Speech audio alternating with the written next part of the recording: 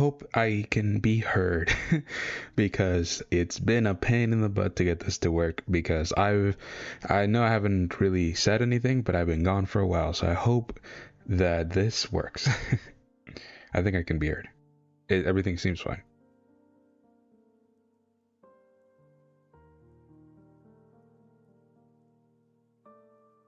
Yeah, okay, cool. I can be heard. Hey guys, Tower Climber here, and we're gonna be here for another live reaction of Urek Mazino, chapters 12 to 14. This, it's just becoming a trend now, I guess, of reading 3 chapters in a row. I feel bad about that, but you know, that's kind of how it worked. And yeah, but I've been gone for a while, mostly because I've actually been gone from where I normally am for a while. So, yeah, everything's working all right. It seems like it. Tell me if everything's not.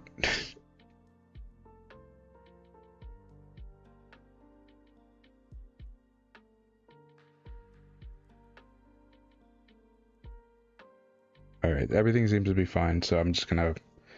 Everything seems to be working smoothly. Okay. All right, it's been a while. Hope you're you ready for the big game? Yeah, because last time, what I remember from last time, because it's been a while, I have to be a little bit refreshed. We started the crown game. We did all that fun stuff of like the stuff, and now we're finally getting into the Urek and presumably Danjon fight for real this time. And yeah, I'm excited to see how it goes. I'm really curious to see how much Urek will actually struggle, if he will struggle at all, if he's going to primarily be using Shinsu instead of his own unique power system. Like, what's gonna be the case, and like, how are other players gonna react to this? Because we know that I think who was it that saw Danjon? Was it Rahab? Yeah, Rahab also saw Danjon into, like, was like, why are you here or whatever. But yeah, I'm doing this right now and not yesterday because I've been pretty busy overall, and I didn't even know if I was going to do this today, but I decided to do it just earlier than usual. So I hope everything's fine with that. And yeah, I don't really want to waste too much time because, like I said, I'm busy. So when I'm out of here, I'm gonna have to do other stuff. But so yeah, I think that's everything that I really need to catch up on, because I'm pretty sure that we're going directly into that stuff right now. Let me just see if I'm in the right page before we fully start. It's all good, cool. But yeah, I'm pretty sure I'm in the right page. Yeah, okay. I'm in the right page, cool. All right, okay, some last minute predictions. Yeah, it's time to speed read 100%. Let's not get stuck in too many tangents, even though I know myself and I will. But I do know these are like fight chapters, somewhat. I've been informed they're somewhat fight chapters, so maybe that will speed things up a little bit, depending, right? So let's get into it, shall we? Okay. All right, we're starting off straight. Danjon sitting there all sternly. All right. I'm very curious to see how this goes. I've been waiting for you, Mazino. I really we're getting a little bit of a recap. Rahab is looking at Danjon. That's not where he's supposed to be. Very interesting, because it also seems that Rahab is gonna be like the more important player in this whole story, and obviously more important than Danjon. Danjon right now just kind of seems like the more like stepping stone for Urek before he gets to Rahab, and Rahab seems like to be the more, not just in terms of like obviously stronger than Danjon, but also like he might be connected to Pentaminum. He might have some darkness powers from Pentaminum. Who really knows? he's more involved in the overall, like, goal that Urek wants in the end of the day than Dan John is. So I wonder how he's going to be reacting to all of this stuff if Urek decides to bring out more of his, light powers or something. It's certainly it's certainly what's set up. Yeah, definitely. Urek Mazino, episode 12, Crown Game 2. All right. Oh, we're cutting to Evelyn. Meanwhile, Evelyn, I've never seen it. I forgot completely. Yeah, the Pobedao guy just teleported away and left her with the bull. That's crazy. The bull is a big deal. Like, in terms of second floor stuff, I remember when we did the whole Shinwei rankings, like we were talking about the bull stuff, and yeah, the bull in the second floor is a problem. Like, he's from, if you take Shibizu's like account into like statement into account, like the bull was stronger than every single regular in the second floor combined, right? If they all jumped him, he would still win. And that's like before being amplified by Ren.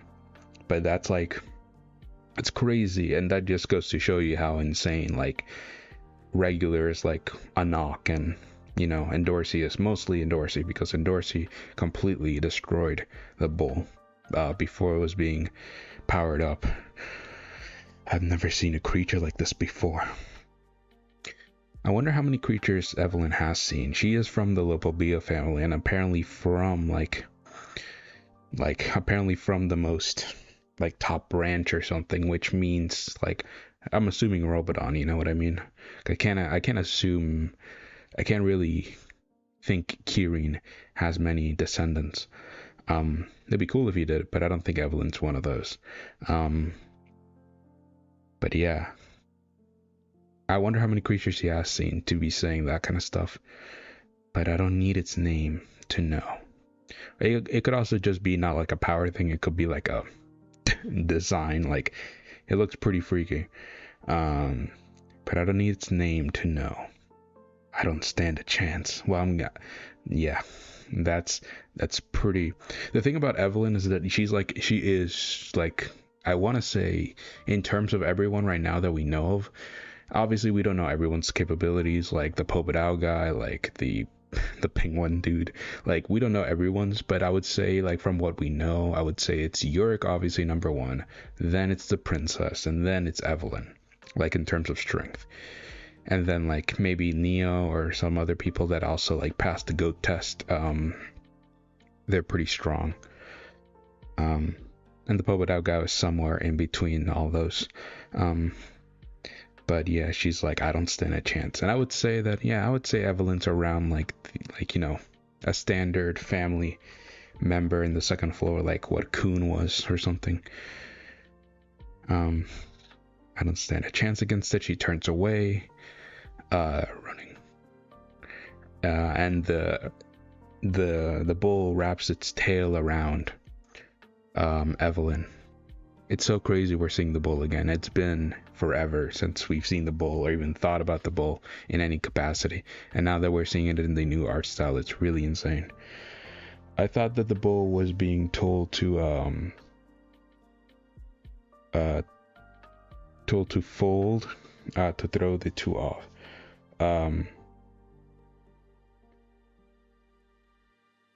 Was being told to throw the two off. Oh, you're talking about Endorsey and Knock? I think you're talking about those two in the season 1.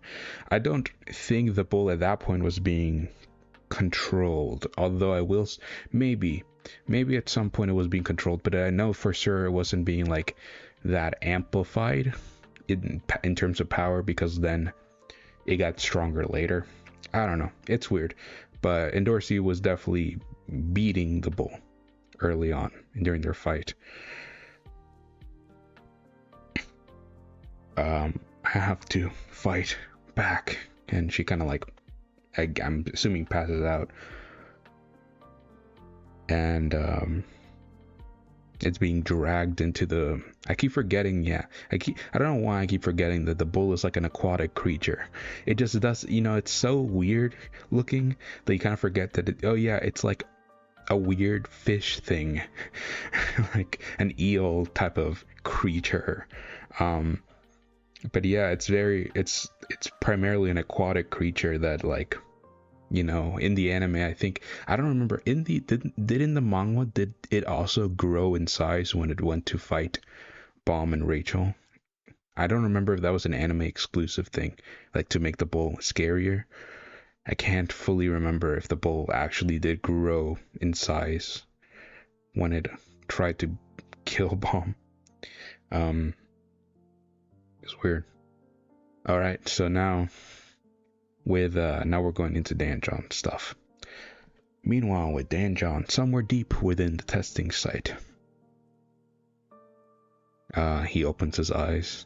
He sees, I'm guessing, stepping from Urek. Yo, Danjon. Hope I didn't keep you waiting. I love Danjon. I love Urek's relationship with Danjon. I think it's very fun. And that's kind of why I always keep saying that I wish Danjon in the future of Tower, like in where we are in present Tower God, is actually a member of Wokai Song. I think that would just be a fun thing to learn. But I don't know. Because I don't think this is, this was say like a fight to the death. I don't think Urek's gonna kill Danjon. I don't think Urek's that kind of dude. Even though he was excited for a quote-unquote fight to the death, I don't think Urek would kill Danjon now. I'm impressed you showed up. I thought you'd run with your tail between your legs. Of course not. I never pass up free entertainment. They're bound to. It certainly looked bigger. I think so. In the manga, it also did certainly look bigger. But it's obviously the art style. The art style definitely makes it a little unclear. Although at that point in the manga, the art style got to a point where I'm like, this is good, and it kind of like bled into season 2 art style, where the characters are way more consistent. Like the designs definitely, like if you go back to like first chapters Tower God, man, like Leroro looks nothing like he looks at the end of season 1 compared to like at the start. Yeah, that was crazy. But yeah, foolish rookie. He's yet to experience the vast gap that separates a regular from a ranger. Yeah, it's like this is gonna be interesting. Like I wonder what if Danjon's also gonna be showing other techniques, or if he's just gonna like use Shinsu like basically now. You know what I mean? Like because in his head, Danjon still views Urek as a regular, like a very strong and cocky regular, but like he doesn't view him as like he should, like he needs to go all out to actually beat this dude type of opponent. And I hope he kind of sees that at some point in the fight, and kind of then like show some like maybe Shinsu techniques and some unique powers.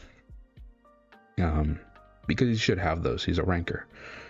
Oh well, in just a few minutes, he'll lose that smug smile and grovel at my feet begging for his life.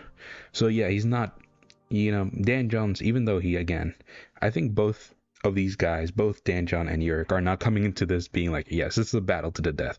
I don't think Danjon wants to kill Urek.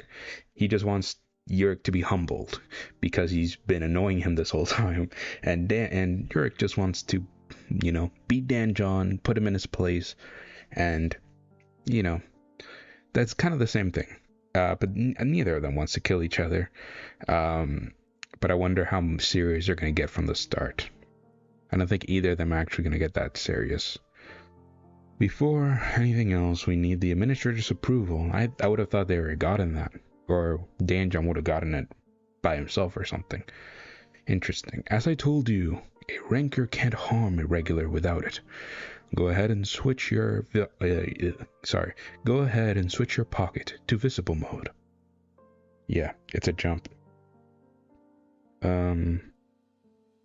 Definitely. But it's interest. Yeah, it's so. This is very interesting. Like this whole like approval from the administrator. We've known this forever, right? We've known this in the original Tower God story that this is like a thing. Like, oh, regular areas.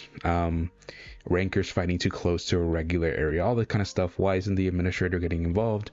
There's many things, and normally for me, it's that I always think of it as like most of the time that happens in the story of Tower God, it's actually done by people doing it illegally, technically, like be like Fug or like Karaka and Yuri in the Name Hunt Station, all that kind of stuff.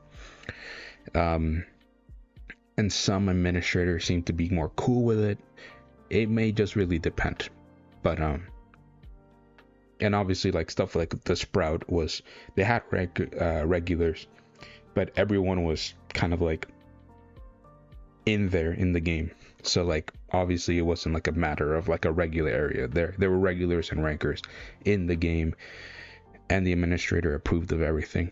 So it's kind of it's weird like that. But but then I talked to some people in the comments, and they said that most of those kind of things happen in the middle area and like of the tower, and I don't actually know how much of a difference that would make. I understand that regular stuff is like more for the inner tower, I get that, but like the middle area also has a lot of regulars, and I'm assuming most guardians control everything. They don't just control the inner tower, they control the inner tower, the middle area, and the outer tower. They control all of it. It's part of the floor that they control, like everything. So it's kind of it's a little bit of a weird logic in my head. Makes sense that the two parties need to be together. Of course I guess you could get the administrator to get the area for the duel. Yeah, that's certainly true. Yeah, it's weird. Yeah, it's kind of weird that if this is like a thing, why the administrator wouldn't kind of create an area or something. But also, it's weird. Look through the menu options, and you'll find one that allows you to challenge a ranker to a fight. It's just there. it's right in the settings, like, you know, like imagine how crappy that would be. Imagine if you were like scrolling through your pocket and you just wanted to, like, I don't know, send a text or something, and you accidentally press challenge a ranker to a battle button by mistake. You're just like, oh no, I don't want to do that, please.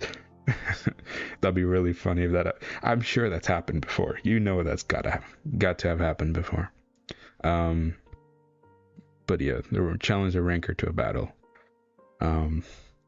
It's usually used by rankers who wish to challenge each other. That's actually, oh, no, that's cool and that's interesting. I understand. It's still kind of weird that it's in the regulars pockets too, not just the rankers pockets. But that's actually cool lore, because the reason that's cool lore is because the term ranker, the reason it's even named ranker is because all rankers technically do have ranks in the tower. You become a ranker, but then it's like a battle of ranks. That's why there are people like high rankers, advanced rankers, like you. There's levels to this, and there's like one ranker could be like ranker ranker number 60 or ranker number 200 thing, and obviously there's a bunch of things deciding that, and the administration office is a big deal. But I always thought, like, do rankers always need to go to the administration office to like make their rank different, or is there another way? And now there is another way. Like, if a ranker just wants to fight another ranker and be like, hey, I want your spot, or I want a better position in the tower, and I think I can beat you, and you're a higher rank than me, battle me, and we'll solve who ranks higher or whatever, and then the rank change. That's cool. I think that's very, very cool. Yeah, I guess it's just a default option in all pockets. Yeah, but again, that's really cool lore in general, because I always did think, like, because I know the administration offices are in every single floor of the tower, so it wouldn't really matter that much. But it just kind of seemed very awkward to me that rankers would just have to be like, wait a minute, I get we're heated right now, and I get we want to fight, but we need to go to the ranking office first to fight or something. It kind of seems odd to me. So now that they just have an option to be like, oh, by the way, now we just have a thing, a little option in our pocket to be like, hey, now we can do this fast. We'll get new ranks, like a ranked game is really fun. But there's occasionally a regular like you who's foolish enough to use it. Interesting. So there have been regulars in the past who have used this, not just like irregulars or something, which Urek would technically, aside from Enryu, because it's the family heads, besides my theory that there are irregulars before the family heads, and it technically is with Seth, but who knows. So it's the family heads, then Enjihad, and then Enryu, and then Pantaminum and Urek. And whoever these new followers of Pantaminum are maybe also technically irregulars. So yeah, it's weird. So Urek would be like the second irregular, technically, if you're not counting Jihad and the 13 warriors. So there have been other non-irregular people who have been like, oh, let me challenge a ranker to a fight with using this mode. That's really cool. But I'm guessing they've gotten destroyed.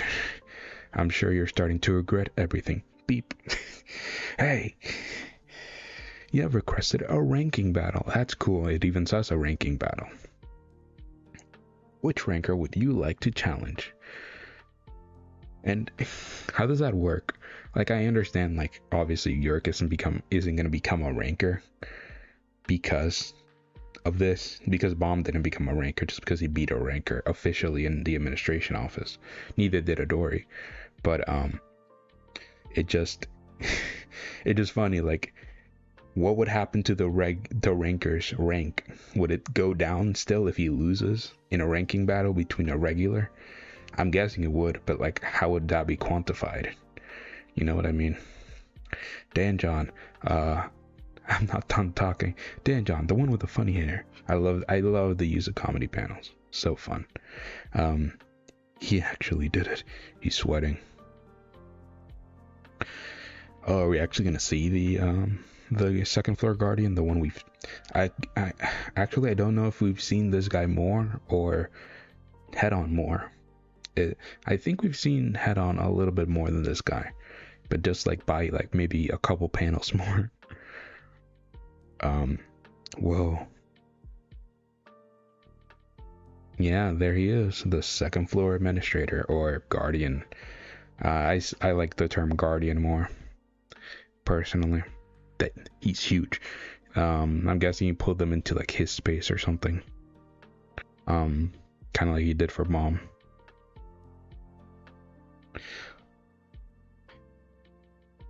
Well, rankings are a mix of power, influence, and reputation, 100%. But you know what I mean. Like, if somebody there are ranking battles for a reason. You know what I mean. So like, even though your rank won't go down that much, if your influence still holds more than maybe your power does or something, it will still probably go down if you lose a ranking battle, I'm assuming, because then why would you have ranking battles at all? So yeah, but it's just really weird how would that even be quantified if a regular beats a ranker in a fight? Like, you get what I mean? Like, what would that do to you? I guess because your influence now went down, your rank would go really low. I don't know. It would be just really funny to think about. But yeah, this dude just looms over both of them. I always loved the design of the second floor guardian. Are you the regular who wishes to battle a ranker? That's right. He's looking at Urek. This one, he's an outsider. Interesting. Like, the thing is that Head-On knew that as well. Head-On also looked at Urek and saw immediately this guy was an irregular. But Head-On was like, this guy shouldn't be in the tower. Like, Head-On said like, oh, Jihad and everyone else, like, these guys are fine. But Urek, he shouldn't be allowed to meddle with the tower. That's so interesting to me. And I'm assuming it's because he's a Shining One, but we don't know. And the crazier part about that whole interaction is that Head-On knew immediately where Urek was. He knew immediately where he popped up. He knew immediately who he was. He was an outsider. He even knew Urek's name, and Urek never told Head-On his name. But Head-On did not know anything about Pentaminum, even though Pentaminum entered the tower before Urek. Like, he had no idea who Pentaminum was. Like, not the name, not his location, not anything. He didn't know anything about Pentaminum. And he, like, that just, for me, that just goes to show you how crazy above everything Pentaminum really is. But yeah.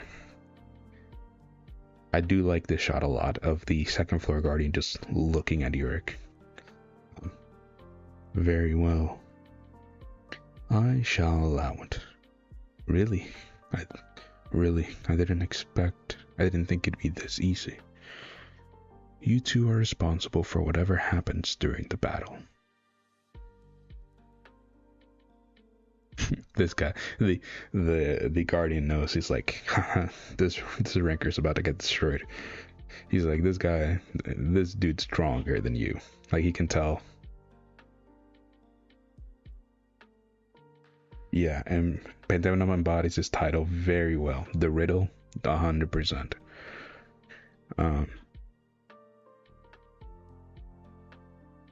Best of luck.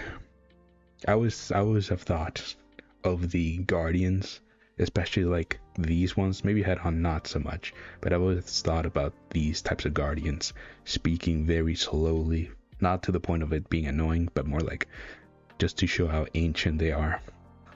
Best of luck. Hey, not so fast. I have a question. We're getting more interactions with Urek and this guardian. Yes. It's great that I can fight a ranker now. But I'd also like to know whose permission I need to fight you. Oh, Urek, you're going in a little too strong, buddy. Like, here's the thing. Could Urek beat a guardian? I hope not. I really hope that he can't, because then it would take all of the wind out of Enryu's sail, man. Enryu, that's a thing I think Enryu needs to have by himself, because that's such a big deal that he beat a guardian, and easily, by the way. Like, I don't think. I was reading season 1 when Baum met at admin. One of the things the admin asked Baum was, "Want to fight?" It's probably because of Urek he expected Baum to challenge him. Did he say that? Did he really say that to Baum? Because that was definitely not. Well, that was not in the anime. I know that for sure. In season 1, did he say that? I think. Well, I don't know what happened, but the only thing I remember was that the guardian said that Baum was tasty looking or something, because, you know, Baum's name means chestnut and knight, so like he said like, you look tasty, or something like that. I don't think he said he want to fight. I'm gonna have to go back, but I don't think he said that. I could be wrong, 100%. He's always the type to swing higher and higher, 100%. At the beginning, Urek was like, hey, let me fight this ranker. Hey, let me fight this test director. Hey, let me fight this guardian. That's so funny, and it's still great in character. Like, in character, you just see someone stronger, and he's just like, oh, now, well, who do I need to talk to fight you? Because he can definitely tell that the guardian is the strongest. And he's so serious. Like, you can look at his face. He's like serious about it. But that's so... And I really, really hope that Urek can't beat a Guardian. Because it also doesn't really make that much sense to everything. Because, like, Urek was able... I know Urek has a different power system than Shinsu, and I know he could probably use that if Shinsu got taken away from him. I get that. But we do know that even Hell Joe, like a fragment, like a nail of the Administrator, was able to strip Urek also down of Shinsu. And that's why he needed Bomb's help in the fight with Hell Joe to like dodge attacks and do that kind of stuff. Of course, Urek could probably have handled it himself, but he couldn't use Shinsu. That's like the point that I'm trying to make. And if he's able to be affected by Hell Joe, he's 100% being able to be affected by a Guardian. And a Guardian was not able to affect Enryu, like at all. He was not able to do that same thing that he did to Urek to Enryu. So I don't, it's kind of a night and day difference to me. But still. Yes, and then outside of the speech bubble, he said wanna fight. Oh, he said the want you're tasty, and then he said wanna fight. I'm gonna have to actually. I'm sorry. That's interesting. I've never seen that. Give me 1 second. That's such. I know this is a tangent, and I know I said before that I don't have much time. That's so interesting. Because if that's a reference to that, like obviously maybe it's not actually a reference to that. It won't take that long. Like, I think I know almost exactly where it is, where the bomb met the Guardian. Yeah. It's not here. I think it's. I found it. Okay, let's read this together. Sorry, I know this is again a big tangent, but it's fun, We're here for fun. Bomb enters this space. He sees the Guardian. He screams out, "I'm the administrator of this floor. Are you here for a contract? Say something." Oh, he did say it. "Aren't you here to make a contract or want to fight?" Yes, that's right. Contract, not fighting. Okay, then let me see if you're qualified to control the Shinsu. And then he gets freaked out. He realizes that Bomb's an irregular. The classic shot that I always use in all my videos. You look tasty. Oh, he says that later. You look tasty. Haha. Thank you. I hear that a lot these days. Grin. Okay, let's make a contract. Thanks. Then he makes a contract. But remember, climber of the tower. For you, this is not strength. It is a shackle. Always remember this. That is so interesting. I didn't know. I didn't clock that he ever said that or want to fight. That's such a cool thing. Bro, that's so cool. Okay, let me go back to the thing. Sorry about that. I really wanted to see that because I was questioning myself if he did say that or not. That's so cool. Thank you for saying that. I've never picked that up in like all my rereads. And yeah, he probably said that because Urek told him. I mean, retrospectively now, obviously, but still.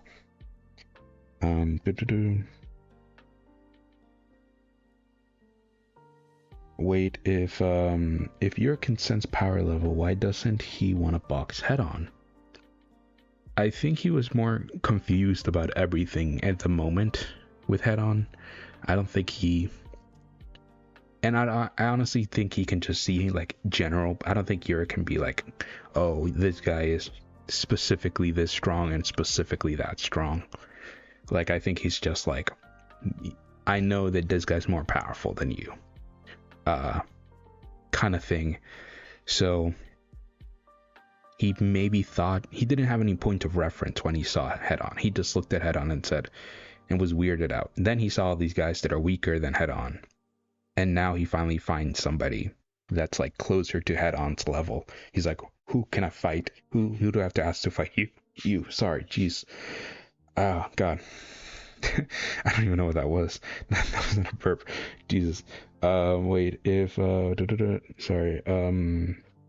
Guess he was more pressed on finding out where he was and the guy he was hunting down. Yeah, that's basically what I think. So I think Urek was just more concerned about Pantaminum than anything else, really.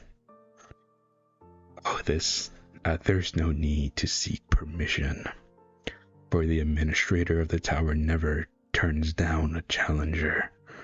You are always welcome to try your luck against the loss of the tower. That's the coolest. I think that might be, I don't know what's going to happen later on in the chapter, but I'm going to say now, I think this is going to be the coolest thing in these chapters.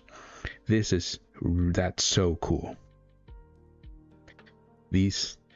You're talking to a guardian and being like, hey, I want to fight you. Like, you're the biggest dude here. And the guardian is being like, do it. You can do it whenever. You don't need it. There's no one above me that you need to ask, because I am the law of the tower. You don't need to ask anyone for permission to fight me. You go ahead, try it. It won't end well, but try it.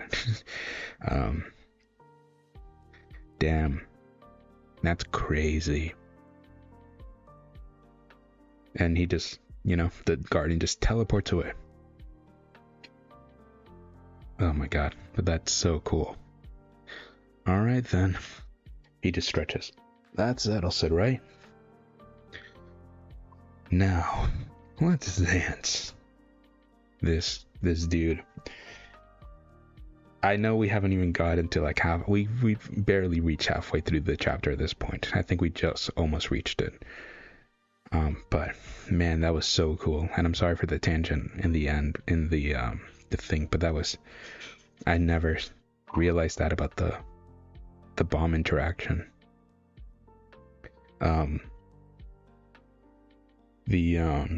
Danjon like puts his foot in the air, then just slams it down. No more talking. He doesn't talk anymore. He just puts his foot in the air, slams it onto the ground.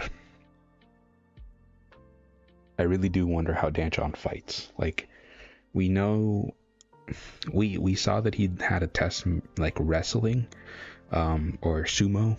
It's more like sumo than wrestling. So I wonder if that's more of like his fighting style. Like, he's a sumo wrestler. That'd be cool. We've never really had a character like that.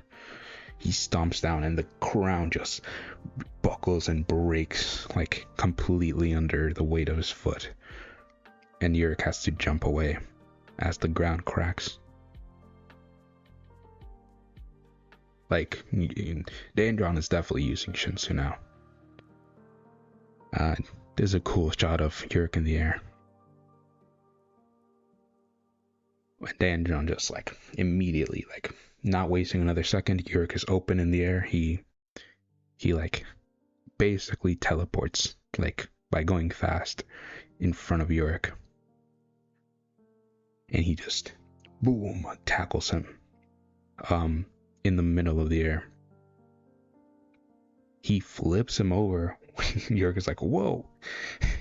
Urek is obviously playing around right now. Like, Urek's just letting Danjon do everything because he wants to see what he's gonna do. But still, I love how Danjon's coming into this more like, alright, let me just do this. Like, this is now a battle. This is not like we're talking or anything. Do it. Urek wants him to throw him. That's fun. Yeah, and Danjon just like chucks Urek, creating multiple like sonic booms, and crash into the ground, letting him have his fun. Yeah, that's so funny. But that's such a like a Saitama pose, like when he Boros threw him into like the moon. He was just like, huh, I'm here now, I guess. That's so funny. Still salty about what happened during training. I love how he said still salty. I wonder what the I wonder how the fan translations translated that, because normally the fan ones that do that kind of stuff like say that lingo more times than not than the actual translation, like the webtoon versions. Hopefully you're starting to realize this won't be anything like the wrestling match. You better be quick. Yeah, you better be quick if you want to live. He just dashes into the air, trying to most likely either punch or stomp Urek out. No, it's a punch. So he punches down. Urek kind of, it looks like he's trying to get up. There's a giant boom as Urek does a flip back. And immediately as Urek lands from the flip, Danjon's already on him again and punches him. But Urek seems to block it. But he still got sent flying back. There's a massive rumble on the ground from the impact of Danjon's punch. I promised myself that I would crush him with Shinsu alone. Yeah, I knew that was going to be his restriction, because it's also making the fight more interesting. I mean, it would be interesting to see Urek using his power, like his unique power system, but you know, he's been training Shinsu and everything, so he probably wants to take Danjon out with Shinsu instead of using my light. All right, let's see how he does, because Urek's Shinsu is very strong, but not very controllable. Kind of how we saw with him and Baskerville. I feel like I've been playing a practice round full of restrictions ever since I entered this tower. That's a fun line. Yeah, because he's just like, well, let me hold back. It reminds me of that line of Superman in Justice League Unlimited, I think, where he fought Darkseid and he was like, I feel like I live in a world made of cardboard. Always careful not to hurt someone, to damage something, or to hurt someone. That gives me that same vibe. So much practicing and training. When I was outside, though, I didn't do any of that stuff for so many years. How old is Urek? Because the thing is that we don't know how people age outside of the tower without Shinsu. Do people also live for thousands of years? Or something like that? Or do they not? Because Urek looked at, like, let's say, Rohan, and was like, this dude looks older than me. So he's going off by, like, how he looks. So I would guess they don't age like tower people do. But even Urek is saying, like, I haven't trained or I haven't done much training or practicing in so many years. That's very interesting. This is so much fun.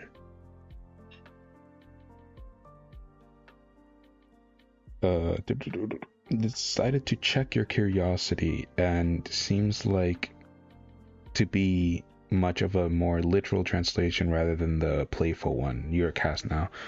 Interesting. And the fan translation? Yeah, because it's normally the other way around. Normally the fan translations throw in more, more fun stuff. 2 days ago, training room from weight controllers. You possess a great power, right? Oh my goodness, does he have a bone? I noticed his dog house before, but now he has like a little bone table. I love Baskerville. I can't speak for every regular in the tower, of course, but this is something else. So much Shinsu harnessed by one person, I've never seen anything like it.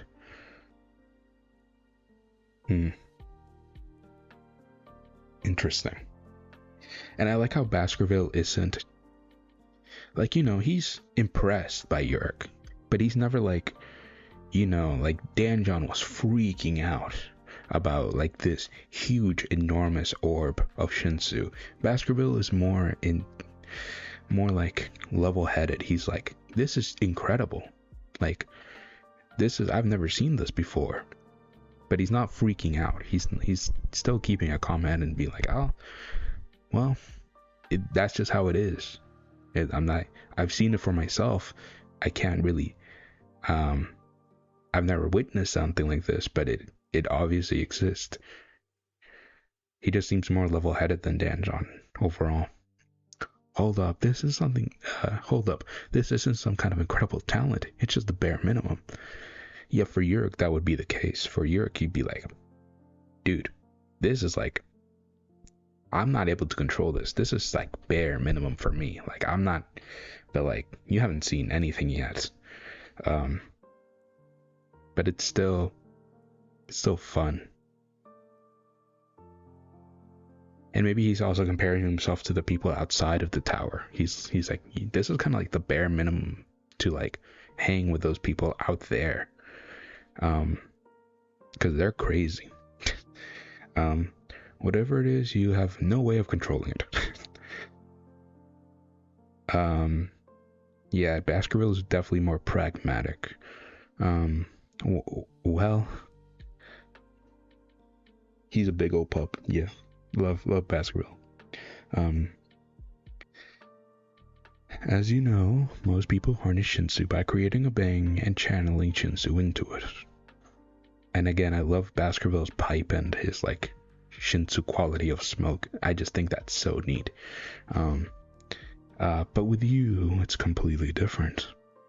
Your Shinsu forms without any bang to contain it. Rips through its surrounding and disappears. So he's saying that like Urek is making like a form, his Shinsu kind of form into a ball, but he's not actually making a bang to like contain it. It kind of just forms out of nowhere. And then because that doesn't have an actual bang, it kind of rips through its surroundings like indiscriminately. You're not harnessing your Shinsu. If anything, you're unleashing a natural disaster. Urek looks at him. Natural disaster. I kind of like that, Mr. Puffy. It wasn't a compliment. Take it as a warning. But I just can't take you seriously. You're a puppy. One who knows better than you. Grr.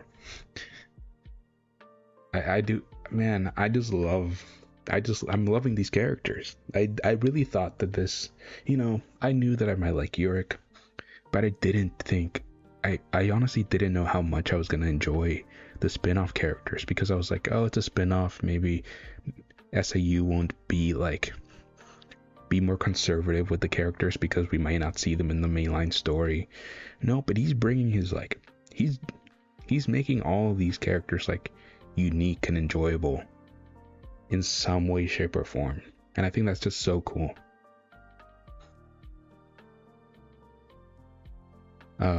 Currently, you don't possess the ability to harness such a violent power. What am I supposed to do then? I don't want to be a natural disaster forever. Urek just yells, will you just listen? I'm getting to the point here. From now on, your task will be to subdue your Shinsu instead. Interesting. Very interesting. Subdue it. Yes, use your power to force it to obey you. To do this, you will utilize a technique called netting. How do I do that? First, spread your hands. Interesting, so we're getting introduced to a new way of using Shinsu, and it's called netting, which, makes sense with all the fisherman lighthouse. all like the fishing puns, or fishing names involved with it. Everything in Tower God. So what's netting? First, spread your hands like this. Yes, your hands will function as your net. Now, you're going to use that net to catch the Shinsu that's been unleashed. Ooh, I love this panel. Like, I love Baskerville's face and the lighting, but I also love these, like, strings of ripples, like, behind his hands.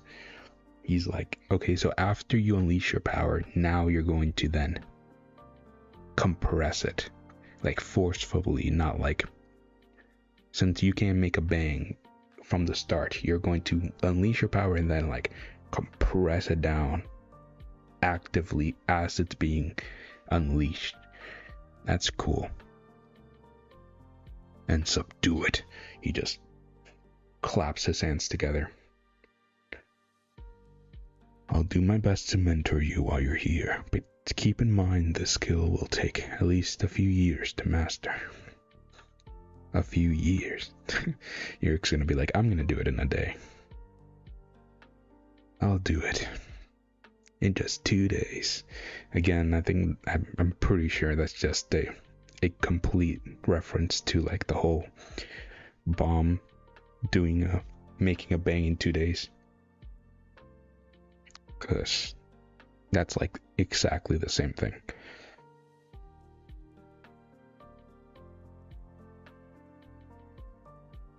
It's nice we're still being introduced to newer stuff. Yes, definitely.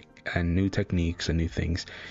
Because I think that just, Shinsu's such a unlimited power system in many ways that it makes sense that there's so many ways for people to use it. And people have come up with so many different ways to harness Shinsu that it's like, it makes sense that we haven't heard of it, because I'm sure that not many people use this netting technique very often, but it's like a rare thing, but they still do it. I think that's interesting. He looks at him. Do your best then. Yeah, like I love Baskerville. Baskerville doesn't get like, he doesn't yell at Urek. He doesn't like be like, you're just an arrogant regular, you're just like this or that. He's just like, no, okay, do it then. Like, he's just so pragmatic. He's just like, this is what you're doing wrong, you're incredibly talented, I'm gonna help you do it, and if you tell me you're gonna do it in 2 days, all right, I'm not gonna bitch about it with you, do it. You know what I mean? It's just so refreshing, especially in like this second floor where Rahab and Danjon are like constantly telling Urek like, you're not worthy, you're just a regular or whatever. Baskerville's just like, all right, prove me wrong, do it in 2 days. All right, back to the present. Stop running and face me. What? You're too scared now that you've witnessed a ranker's power? So Urek's just been dodging for most part, and it seems like Danjon's just using pure force just to destroy the area around them. Geez, so impatient.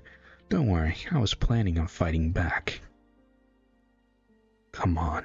Oh, come to me. He just like closes his eyes. The giant mass of Shinsu looms over Danjon. Danjon looks like he's about to crap his pants. Wow, that's a face. I've seen this before. It's the golden Shinsu that formed outside the cruise. But why did it appear here? He hasn't connected the dots that it's Urek's. Wait, it can't be. I've been training my butt off just for this. I love that panel. That's perspective shot of you just see the hands of Urek, and it kind of looks unnervingly like it doesn't look like they're actually connected to Urek's body if you look at it hard enough.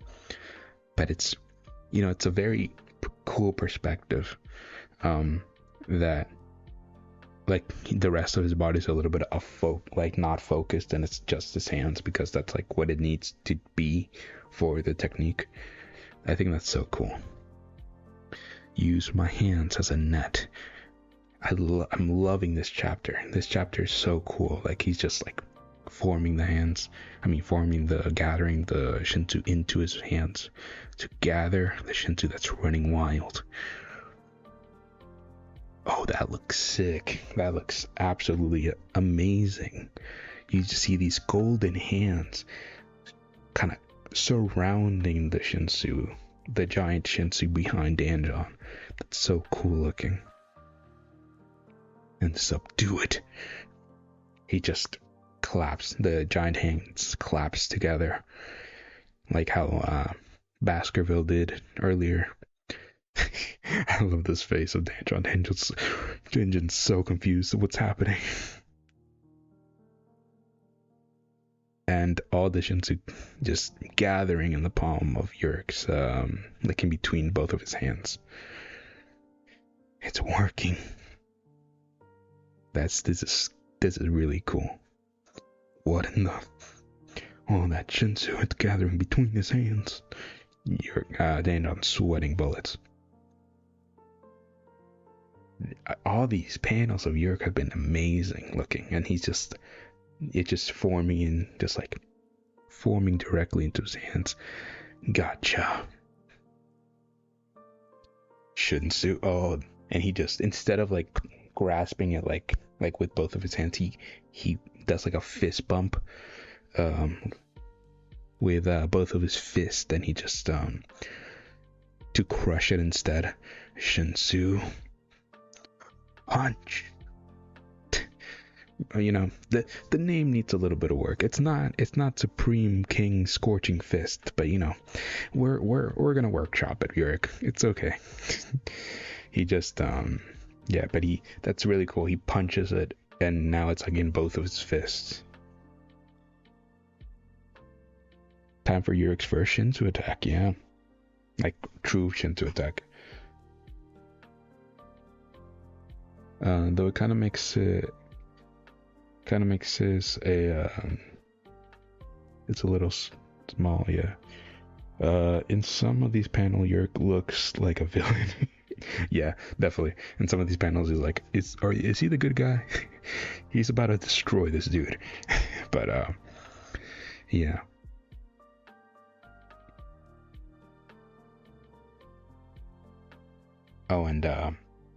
And that's cool. Like Urek's like a baseball pitcher. He just chucks the Shinsu from his fist into Danjon.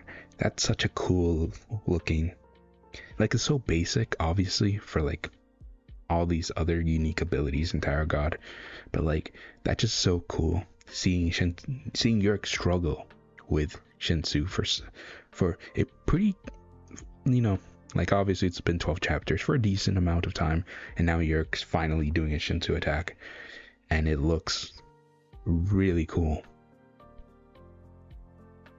He just chucks it out. That is also an amazing panel. You can feel the force and the velocity of the Shinsu rushing past, like, to Danjon, and Danjon's expression. Another amazing shot. Urek just looks so locked in.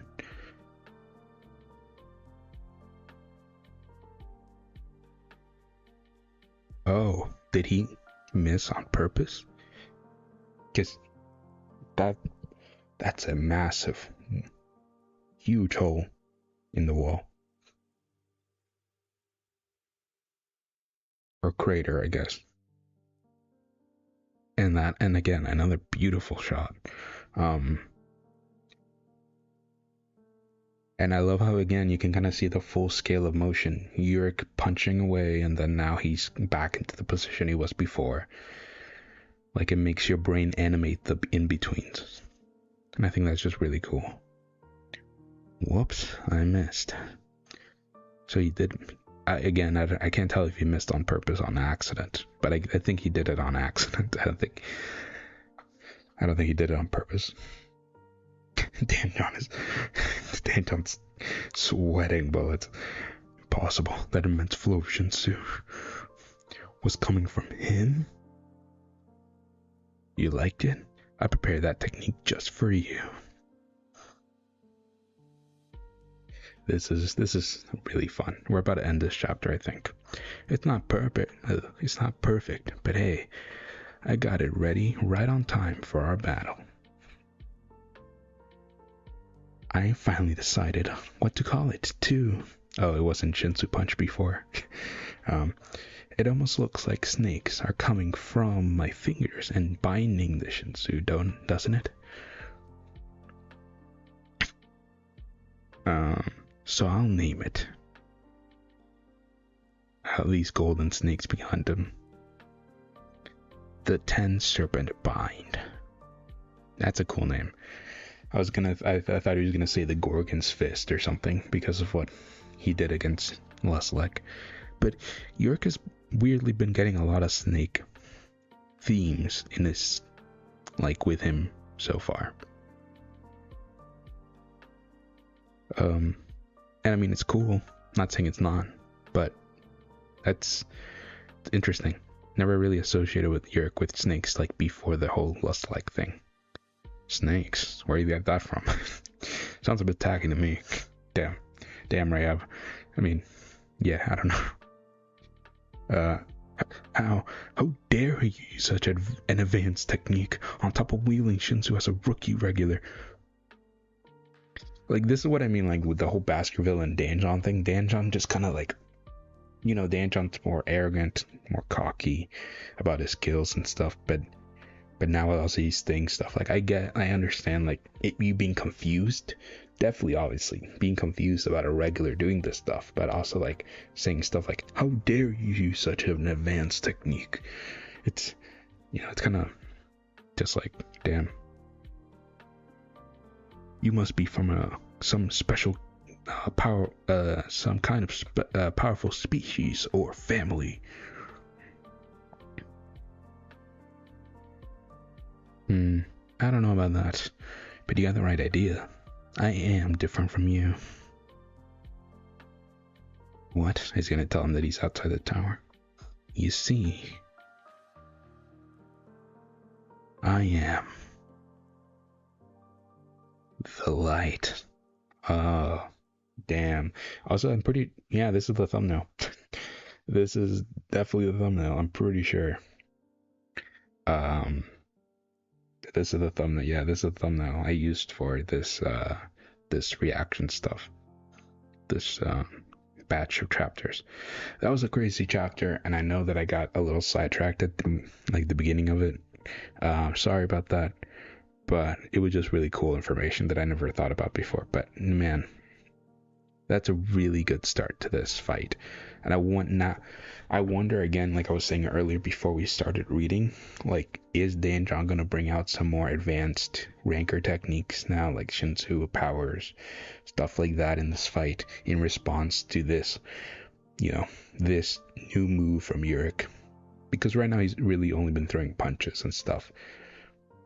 And they've been able to, like, pull, like, make Urek get thrown back, that kind of stuff, but still, Urek right now obviously has the upper hand, and I'm sure if he lands that hit, like that attack on Danjon, he's toast. So, damn.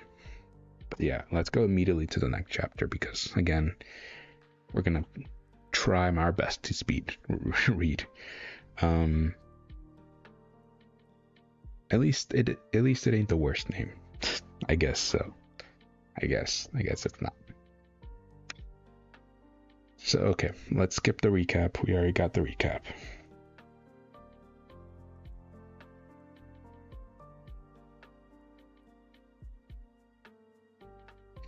Okay. Urek Mazino, Episode 13, The Crown Game 3.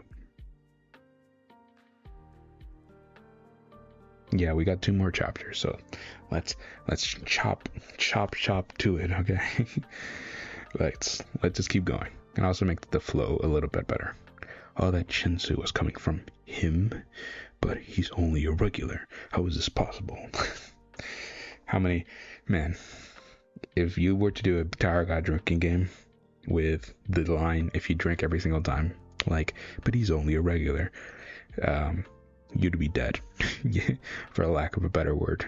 You'd be definitely dead. But hey, now it's Urek and not Bomb, so... Not even rankers I fought in the past were capable of doing such a thing. Interesting.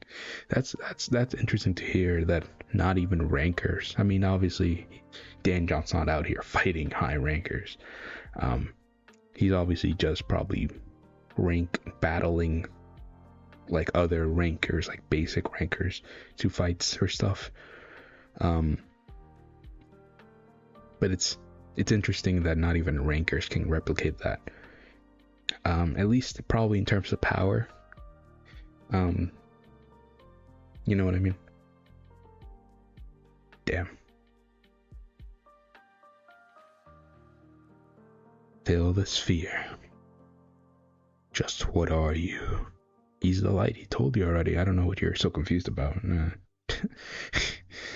Urek Mazino. Fill the freaking sphere.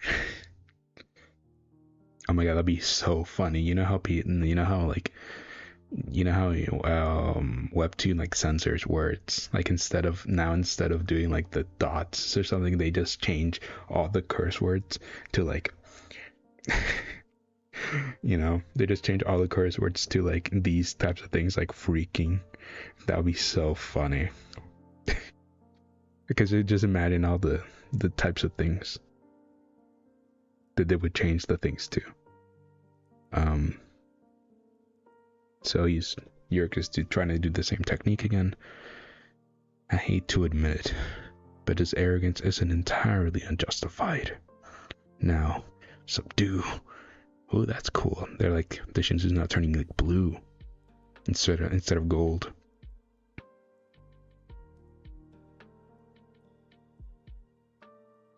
That Shinsu, it possesses immense power. But if it finds its mark, I'll be left with a severe injury. So he's looking at this and he's like, I don't know if this will kill me if it hits me, but I know I'm humble. I don't want to get it by it. You know what I mean? I definitely don't want to test my luck. This calls for a change of plans from now on. Yeah, it's like forming into like a different color. That's cool. I need to fight him as an equal. So now he's gonna, fight him. Like, actually, like, not trying to still think of him as a regular. Alright? No more pulling my punches, Mazino. He like gets into like a stance, like a different type of stance. I'll fight you the same way I'd fight any other ranker. Come on, Danjon, why so serious all of a sudden? Don't tell me you're scared or something. All these panels again, it looks so good. Just really good, and I hope, man, I really hope that this is gonna bode so well for season 4 of Tower God. If this art style just like is this art style but even more improved, that'd be amazing. Now I bind it. Oh, like the snakes are also like blue too now.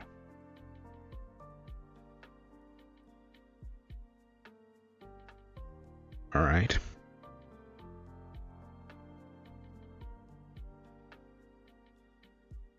Urek is squeezing the Shinsu in his hands. And he throws it again at Danjon. Danjon moves to the side, not letting it hit him. There's a big explosion, and he looks like he's putting his arm up to block it. The aftermath. He looks to the side. He's powerful, without a doubt, but his accuracy leaves much to be desired. So I like how you're Danjon, even if Danjon was being a little weird earlier, he's still now he's like, okay, now he's kind of analyzing the fight more than just kind of being like, oh, I'll just be able to punch him out. Let's see, like, he's powerful, but but he definitely has like weaknesses, kind of like how Charlie talked about Bomb when he fought him again in the nest. He was like, yeah, Bomb in the last station was powerful, but like he was very anxious, and I could tell that, and there were some type of openings at some certain points, but now he doesn't have those openings because he feels like a different warrior and stuff, and he's better at close combat and all that kind of stuff. But it feels like that. Who said he's controlling Shinsu? Dang it, missed again. As far as I can tell, he's just harnessing it. Yeah, that kind of seems like the downside of like the netting stuff. It shouldn't be like you learn netting and then you're like, oh well, now I don't need like to make a bang anymore. I don't need to do this stuff anymore because I have this.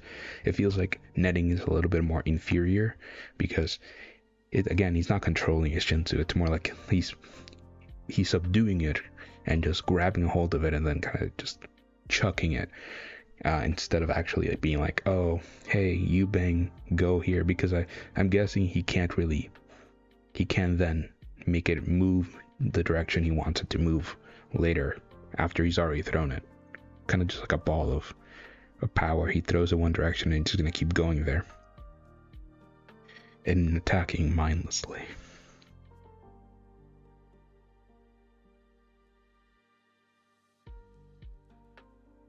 He's probably fought a lot, but he's definitely not reached the special guys. Yeah, definitely. No, 100% not. It should be easy to take him down by taking advantage of the opening right after the big attack. And that's kind of what I'm thinking, like, is Urek going to be forced to use his Shining One powers because he can't take Danjon down with Shinsu?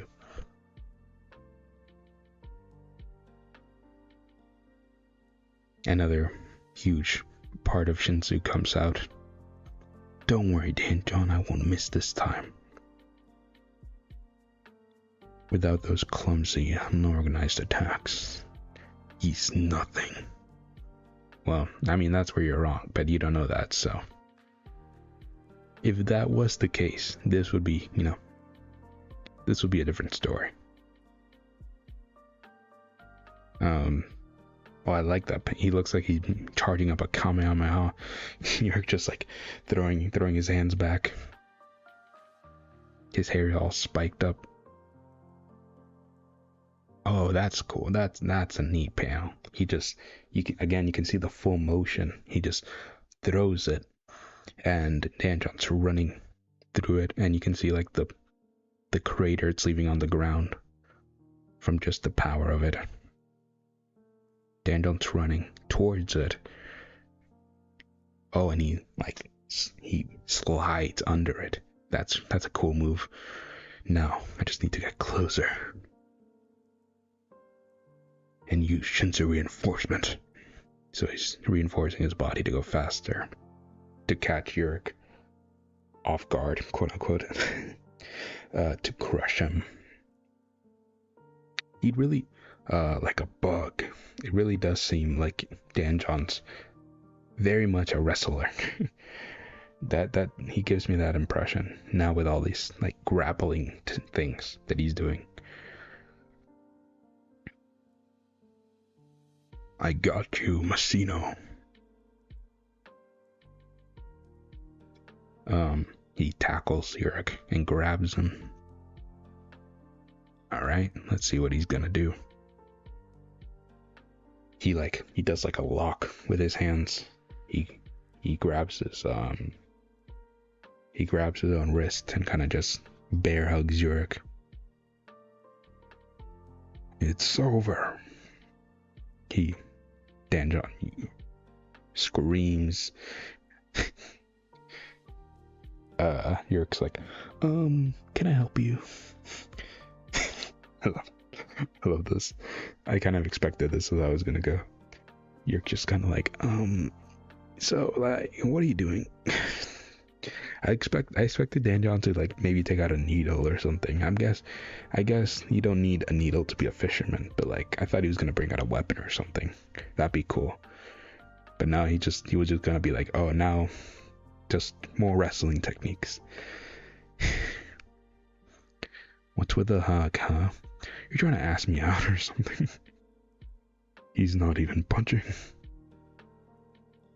Don't get me wrong, I think you're pretty entertaining, but doesn't mean I want to be all buddy with you. Dan John looks so confused. He looks so confused. Yeah, it's still a massive difference. Yeah. Oh wow. Didn't use any Shinsu reinforcement when we were wrestling.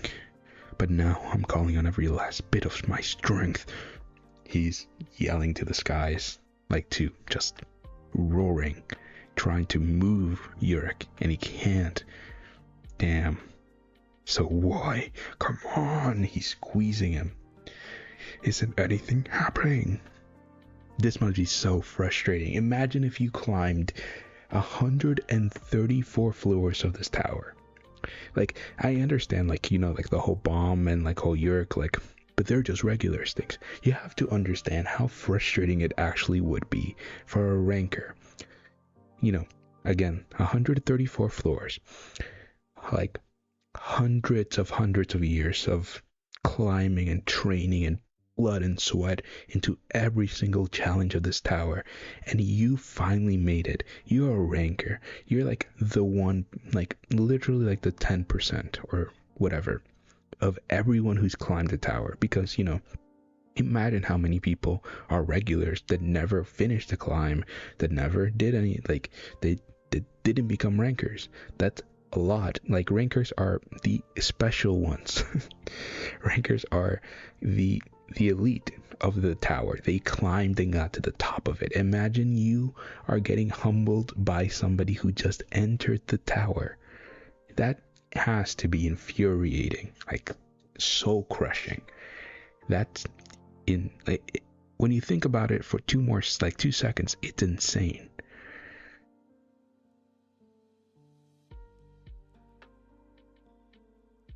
Bro, this Urek would clap Data Jihad in a real fight. That's so funny. To be fair, Data Jihad, let's not Data Jihad would also destroy Dan John. Let's not pretend he wouldn't. But I am coming into the idea. Obviously, I think Urek, when he was in the Hell Train, was obviously stronger than Data Jihad and Edwan. I do think that's the case, because you know the mirror couldn't even replicate his power or whatever that, and he was able, and obviously the mirror did that for all the 13 warriors. Like, so obviously by law of logic, that's the case. He's obviously stronger than that at that point. Here, I don't know. Again, it kind of goes into the whole thing, like, how much does Urek improve from now to the end of the climb? Obviously, he does improve by a lot, but at the same time, like, we can't really quantify, like, how strong is this Urek compared to D-rank Urek? Is he that much stronger, or is he just better? He's better at Shinsu control. I'm assuming he would be. Because like it took him 2 days to do the netting thing, so like why wouldn't he be like stronger as a D rank? But like still, damn. So let's not crap on Data Jihad's name. Like, he wouldn't also destroy Dan John. Yeah, ranker losing to a regular like that is out of the world, but any character should notice it immediately and recognize it's probably irregular. You say that, but at the same time, like, man, irregulars are, that's the point. Irregulars are such a non-thing in the tower. Like, we know irregulars are, the only reason that irregulars are, like, known at all is because of, like, these like, again, like, Okay, at this point in time, think about it for a second. How many irregulars are in the tower? Henry is technically not in the tower anymore, but you get what I mean. Or maybe he is. Who knows? The point being is that it's Urek. It's the 10 family heads and Jihad, and that's it. Like, for the regular people in the tower, that is it. No one else. No one else is an irregular. And then Enryu came, defeated a guardian, and then left. And that's it. Like, literally no more examples of irregulars at all in the tower. So why would you assume that? And also why? And even that, the Enryu example is even more a thing, right? Because, you know, even if Enryu made irregulars more known in the tower as these like beings of immense power, let me put it into perspective for you. If Enryu came into the 43rd floor randomly, just appeared right through like a gate of the tower, everyone saw that. Everyone was like, he just randomly appeared. He didn't go to the second floor or anything, right? He just appeared on the 43rd floor, beat the guardian of the floor, cementing him as the strongest being in the tower. Would you then expect for another irregular to be on the second floor as a regular climbing the tower now? No, you wouldn't expect that. You'd be like, if another irregular shows up, it's going to be like Enryu. It's going to be like Pantam. They're not going to be climbing the tower. They're just going to come in, be the strongest, and then just dip out or something. You're not going to expect them to be like, oh, this is a regular ring. This irregular is climbing the tower as a regular. You're not really expecting that at all. So, you know, that's kind of that's how I see it. Yeah, Enryu basically did disappear right afterwards. It won't be possible in real world for a toddler to beat me in a fight. If one does, I'd assume it's alien. Yeah, I understand. I understand the logic that you're using. But again, it's just so, you know, it's just so like, you wouldn't expect it, you know what I mean? Maybe Bomb's more of an exception because Bomb's been doing stuff, but Urek just arrived and he's not known at all. Like, Bomb, it makes a little less sense, but for Urek, it definitely makes a lot of sense,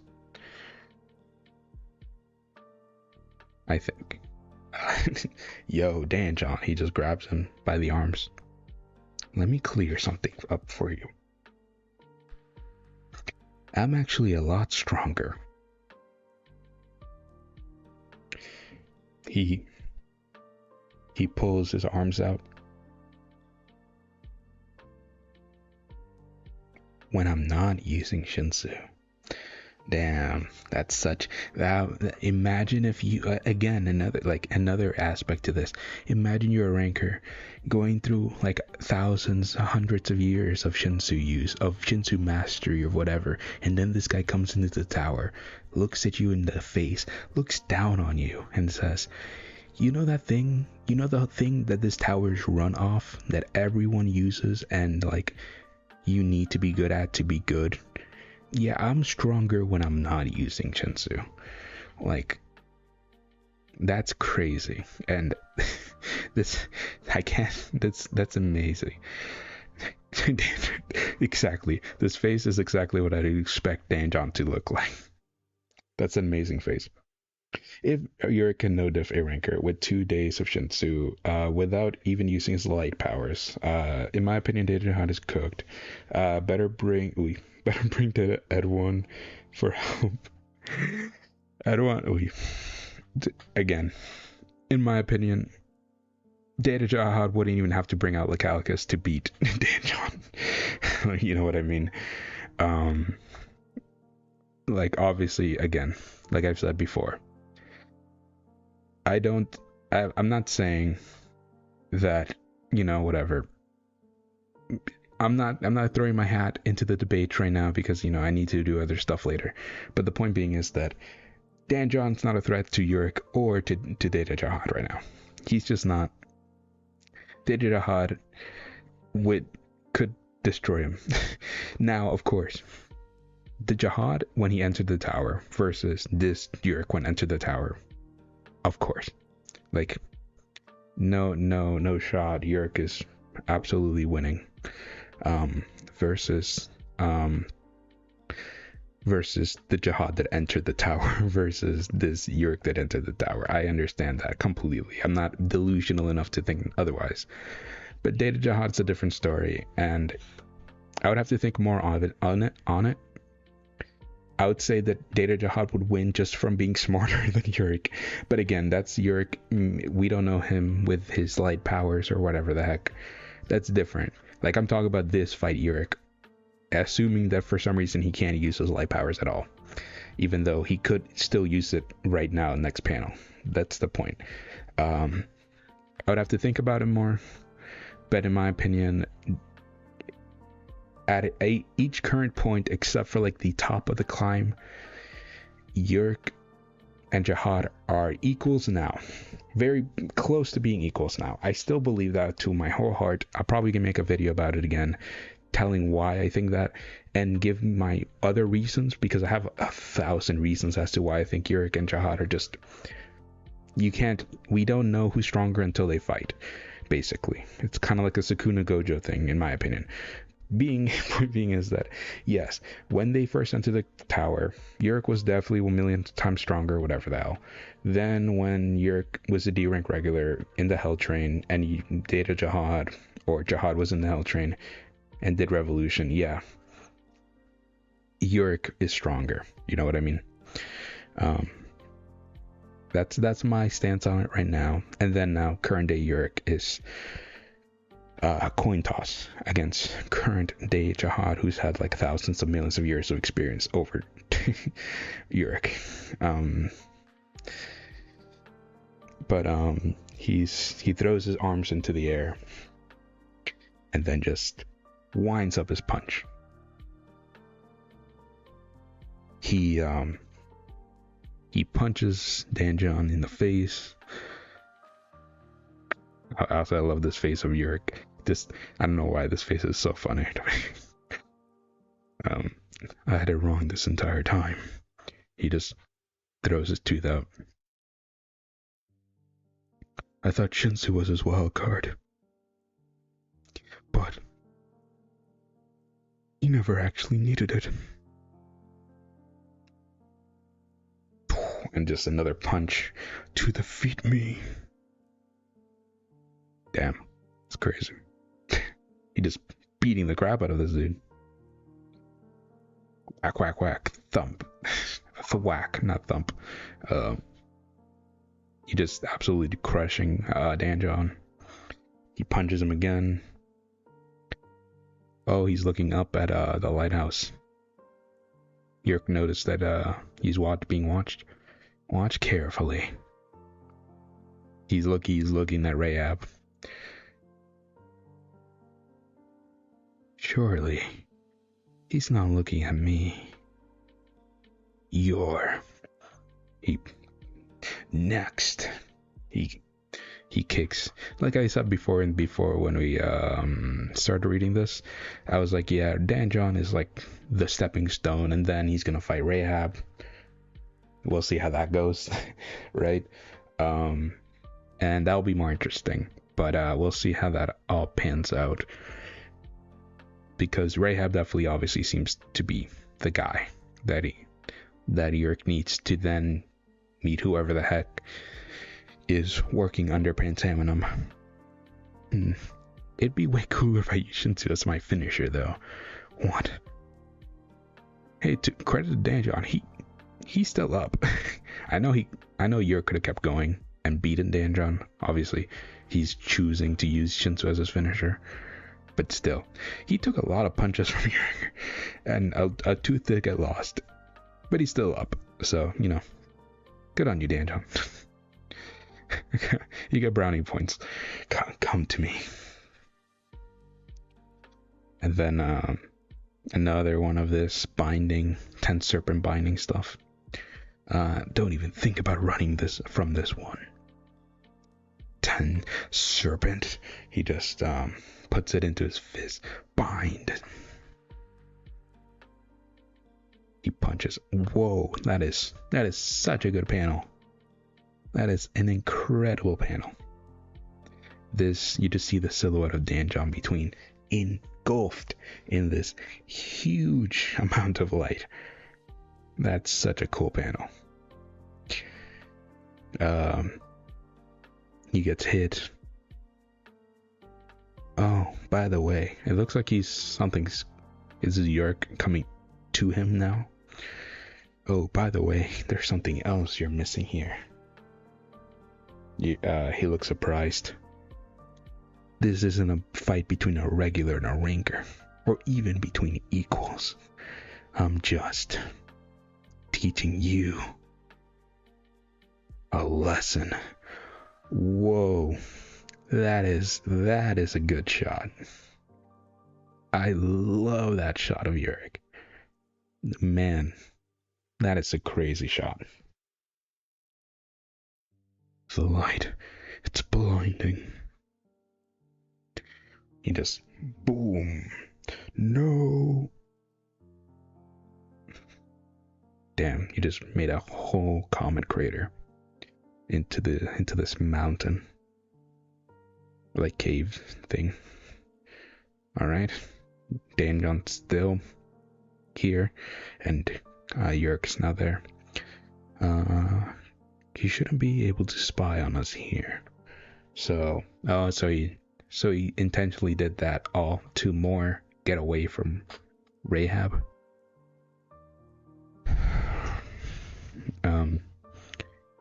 Danjon's struggling to get up. Who? No, what exactly are you? This is completely unheard of. You're only a regular.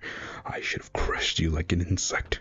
What happened here? It goes against every law in the tower. I didn't work so hard to become a ranker, just only for a mere regular to overpower me. He bangs his fist. Damn it all.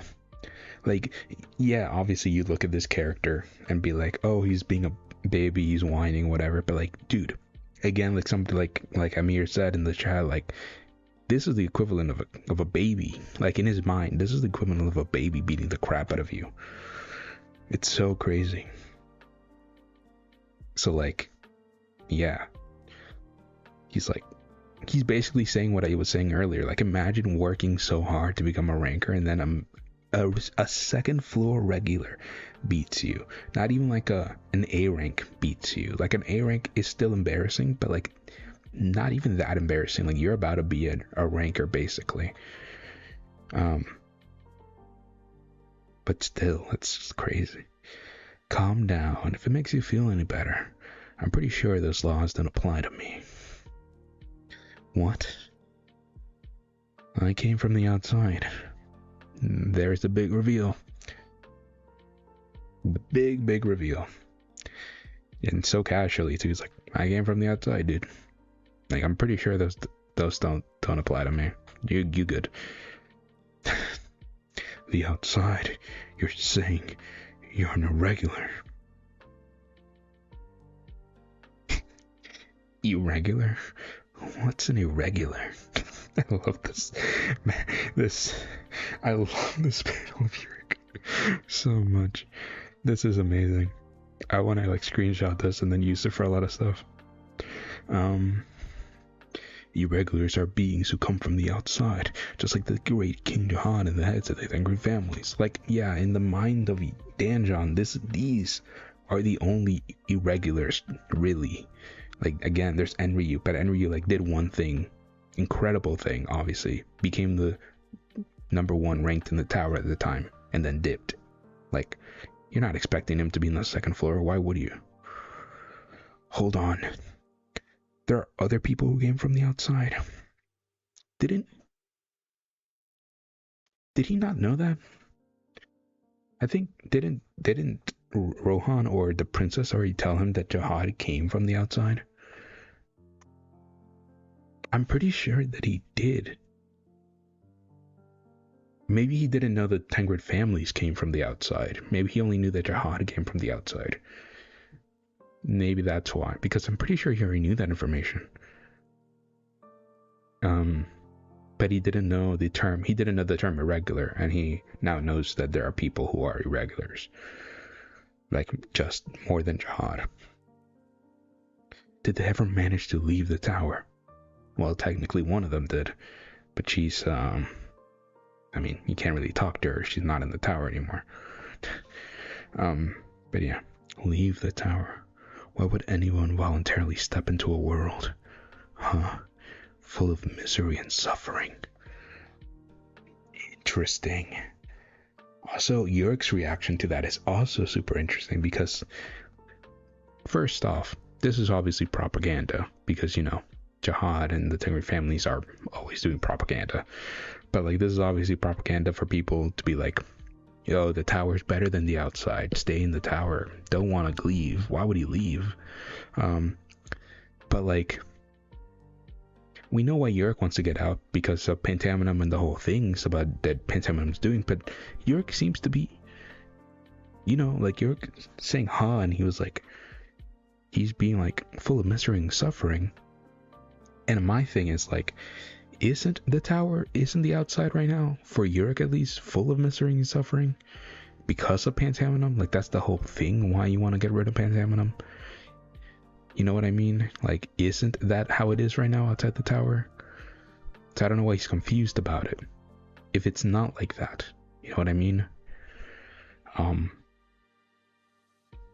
Although even like in season 2, he was like, it was weird actually now that I think about it. Even in season 2, when Baum was talking to Urek was like, this place is 100 times bigger and more freer than the tower. Like, it's weird, his relationship with the tower. How does he view the tower? Does he not view the tower, the outside of the tower, as a mystery place? That's so interesting. Wow. Everyone knows that King Jihad and the Tengri family originally came to the tower to build a space separate from the despair of the outside world. Whoa, this is some big lore. Everyone knows that Jihad and the families originally came to the tower to build a space separate from the despair of the outside world. Obviously, that's not what happened. Like, even if we don't know why the Tengri family heads came into the tower, I mean, that can't be right. I don't think that makes sense. Maybe it is because of the, like, Shining One's war or something. Also, it goes into the whole thing. It's like, is the outside of the tower the only outside? Is there like 100 outsides or something, like a lot of people are saying? Who knows? We don't know. Is the outside the Jihad came from different from the one that Urek came from? Is it the same one, but Urek is just like 100,000 of years younger than Jihad? So, like, Jihad and the Tengri families were like part of the factions of the Shining Ones or something, and they wanted to leave or whatever. Who knows? It's weird.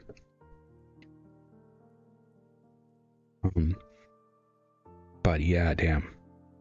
To build a space separate for the outside world, nobody in the right mind would abandon that one hard-won safety. And also, it's like, the tower is the safety, like the tower, you know, the place that made the Tengrid families sinners, the place that, like, is awful. You know what I mean? The place that creates walls between people, the place that has all these. The first test of the second floor is to kill off, like, everyone, right? Like 200 people. It's like, it's damn misery and suffering. Like, yeah, this is, again, Urek is like, where the hell did he hear that from? Is that not what it is, though? Like, what is the outside then? Is the outside peaceful? Why would it be peaceful if Pentaminum was there? It seems like Pentaminum's like the Dark Lord or whatever the heck. Damn, this is just really interesting. Damn it. Basically, you're saying they're still in the tower. Is it because they couldn't find a way out, or because they're not interested in leaving? And why are they lying to people about what's outside the tower? I guess this is just another reason why I need to climb up to where they are. It's like all this stuff just brings up more questions to me honestly. And even though we're getting these lore drops give like, these are lore drops that just make more questions sometimes.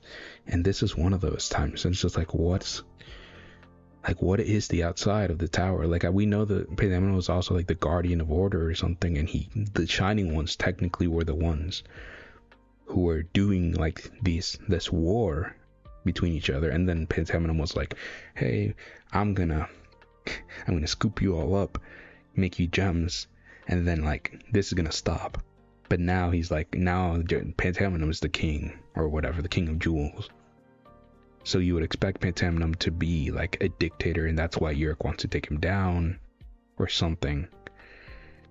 It's so interesting. Doesn't seem like he's lying. Why'd Pantamenum have to lead me to this freaking place? I don't want to be trapped in here forever. If he's actually an irregular, that would explain how he's so powerful, yet unbelievably arrogant at the same time. No, there has to be a way out. Putting yourself together, Mazino. Urek. Now this is bad news. But this is bad news. If anyone discovers he's an irregular, the entire tower will erupt into chaos. Yeah, it definitely will. It's kind of like the same discussion they had when Bomb was found out by everyone else in the second floor when he mentioned that he was an irregular. Everyone was talking about that if this reaches the outside floors, then it'd become like really bad. Yo, Dan John. What is it now? Relax, I'm not gonna hit you. I just have another question. If there was, say, a salty smell on the floor of test, where would that be? Dan John knows about that salty smell. Interesting. He's not supposed to know that. So he does know. I know he was talking about an island earlier. Like that Rahab was on an island or something. An island that smells like salt. What's that? Never heard of it. I gotcha. I didn't say anything about an island. See, I've been meaning to ask about that place. I think I caught a glimpse of it when the cruise was flying to the test site. He did? You saw the island? That shouldn't have been possible. So you do know about the island. No, just kidding. I never saw that place. I love Urek. Urek's growing on me. A lot.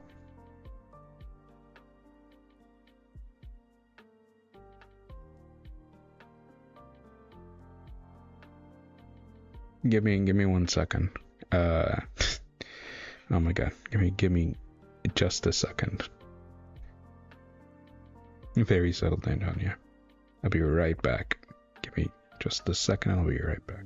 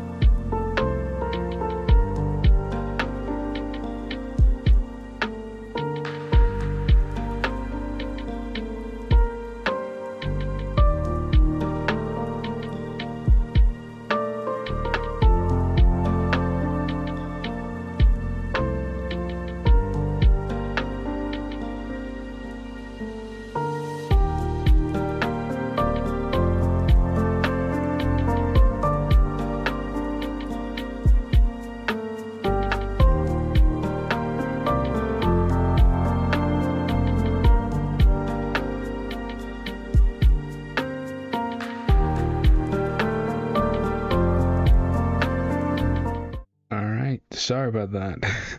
needed to take a call real quick.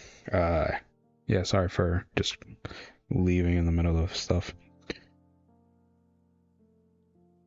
Alright, so I think everything's good now though. Hopefully, and if it's not, then I'll just pause it again.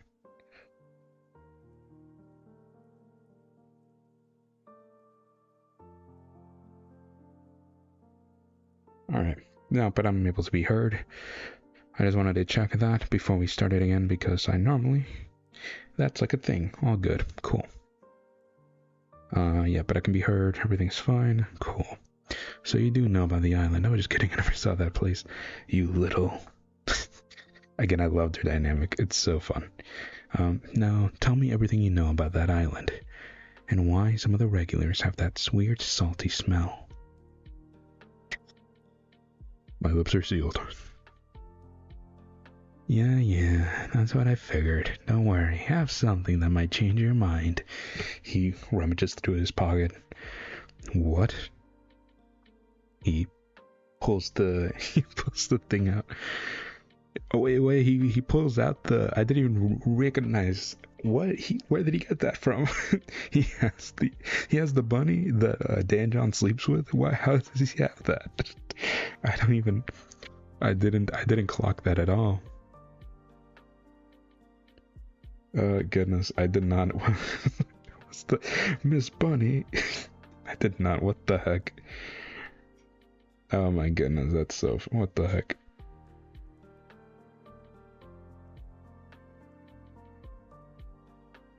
Alright. I was... What the heck? Alright. Sorry. You kidnapped her. Oh my god, Urek, I can't believe you. I knew she might come in handy one day. So when I saw you snuggling with her in your sleep, I snuck into your room and snagged her. Oh my god, it's sweating. Why is it sweating? Please don't tell me this thing's sentient. Alright, Miss Bunny, either your daddy talks or I blow you to pieces. Damn. That's crazy. That's crazy work. My god, Urek. Leave her alone. And she's not my daughter. What? Okay. Wait. I'm gonna set up for this. What? Alright. God damn it. What is she then? She's I swear to God. She's my... I'm not gonna yell that. Why do you have the hearts in the text bubble? No. Why do you have the hearts in the text bubble? I'm not yelling that. I'm not. You can't make me. My god, Dan John. No, Dan John. Oh no. God damn. Negative. To be fair, John didn't have that much aura to begin with, less so when we saw him in his pajamas. But this is a new level. This is a new level of what the fuck. Wow. Oh my goodness. Ah, God. Yeah. I can't get past that. Why? Yes, I hear. My goodness, you would never imagine Dan John, the goddamn armored warrior who descended from the sky in like the first chapter of this story, all menacing and strong looking and like towering over Urek. This is him now. My goodness, Dan John. This face from Urek, exactly my face. What the F? What the absolute hell? Oh my god. That's it. You're dead. I don't approve of this relationship. It's sweating even more. No. My god. Oh goodness. Remember when I said the thing about the Guardian and Urek's thing, conversation earlier about that's the best thing in these 3 chapters. That's the best. This is the best thing in these 3 chapters. That took me out of left field. First, it took me out of left field that Urek had it. Then, the ridiculousness took me out. And then that, oh my goodness. I'll tell you everything you want to know. A few moments later. It's okay, Miss Bunny. Here, I'll keep you safe. Is that really the truth, Dan John? Of course, I've no reason to lie. Alright, so he told him about the island. Oh my god. I can't. He's sobbing. I can't with Dan John, bro. I can't. I love Dan John so much. But oh my goodness, I can't with him. I don't even want to know. Also, Urek, you touched that. You're gonna need like 7 bottles of hand sanitizer. And just for the record, I have nothing to do with creating that island. I never liked the idea in the first place. Okay, so Dan John's not involved. Like, he knows about it, but he's not like actively involved, and he never liked the idea. Okay. Also, the head director can't know this. If he finds out, if he finds out I told you. Okay, I won't tell him. Assuming everything Dan John just told me is true. It sounds like he clutches his teeth. Clenches his teeth. The head director. Oh, this panel reminds me of the one he looked like when Dan John, like all shadow and his aura before, like he was like, thank you, Dan John, for allowing me to fight or something. But now this is pure. This seems like pure rage. The head director is a total scumbag. I mean, that's kind of the vibe I got from him from the start, but you know. But now Urek knows for sure. Somewhere deep inside the testing site, the bull's nest. We're actually going to see like the bull's place. The bull steps out of the water. Again, the design of the bull is so weird, but awesome. It's dragging Elaine. I said Elaine. Evelyn. It's dragging Evelyn here. And it releases her. Whoa. Why? Okay. 1, 2, 3, 4, 5. There's like... Oh no, there's another one. There's 6 of them right now. Why are there 6 bulls? What the heck? Why are there 6 bulls? Did Urek exterminate all the bulls? And now there was only 1 survivor? And that's the one that we get in season 1. Oh shoot. Evelyn's here, and this dude, the other dude that had the X on his chest, like Rue. Very dangerous. Yeah, that's crazy. I didn't know that we're gonna. I always thought there was 1 bull. A beach outside the testing site. Oh, now we get this dude. I think his name was. I forgot what his name was actually. Sean something. Sean Guillaume, something like that. Phew. He splashes. Can't believe I had to swim on the way here.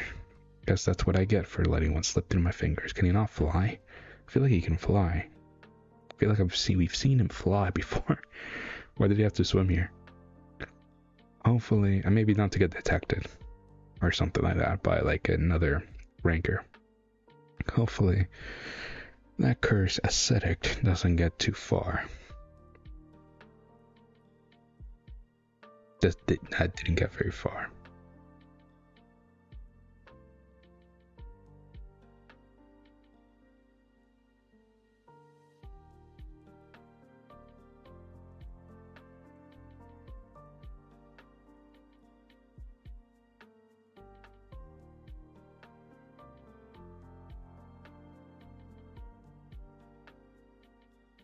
Okay. Damn.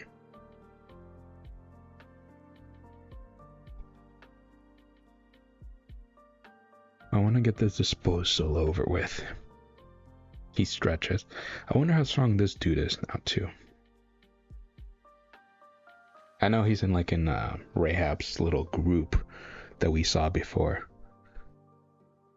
It'd be interesting to see if other of the test directors like get involved with that group. All right. Final chapter of tonight's read. Wow. Okay. Meanwhile, with Urek. Who would have known the head director was up to something so shady? I'm so sorry you had to go through that, Miss Bunny. Oh my god. Dan, no, I can't with you. I wish I could go ruin everything for him, but I can't risk it, not if I want to pass the test and move on to the next floor. So I feel like whatever, either they don't know or Danjon doesn't know anything about the pentaminum stuff, which would make sense. Because if he told told Urek something about pentaminum specifically, I feel like Urek wouldn't hesitate. You know what I mean? Because I feel like it's connected obviously to pentaminum in some way, shape, or form. So if Urek knows about the pentaminum stuff, he would do it immediately. But now because he doesn't know about that stuff, he's more cautious about it, because his overall goal is to still meet the other irregulars right now. If I miss that chance, yeah, forget about meeting the heads of the 10 great families for Jihad. I might be trapped in this damn tower forever. I love that they used the shot of Jihad in the of the Kalalam flashback, with the speech, what am I to you people, and he was saying, I was the best fisherman in battle, but to you may know me by my one word, king. And then he turned around and then destroyed everyone. But they used that shot of him, but they made it in the new art style. That's so cool.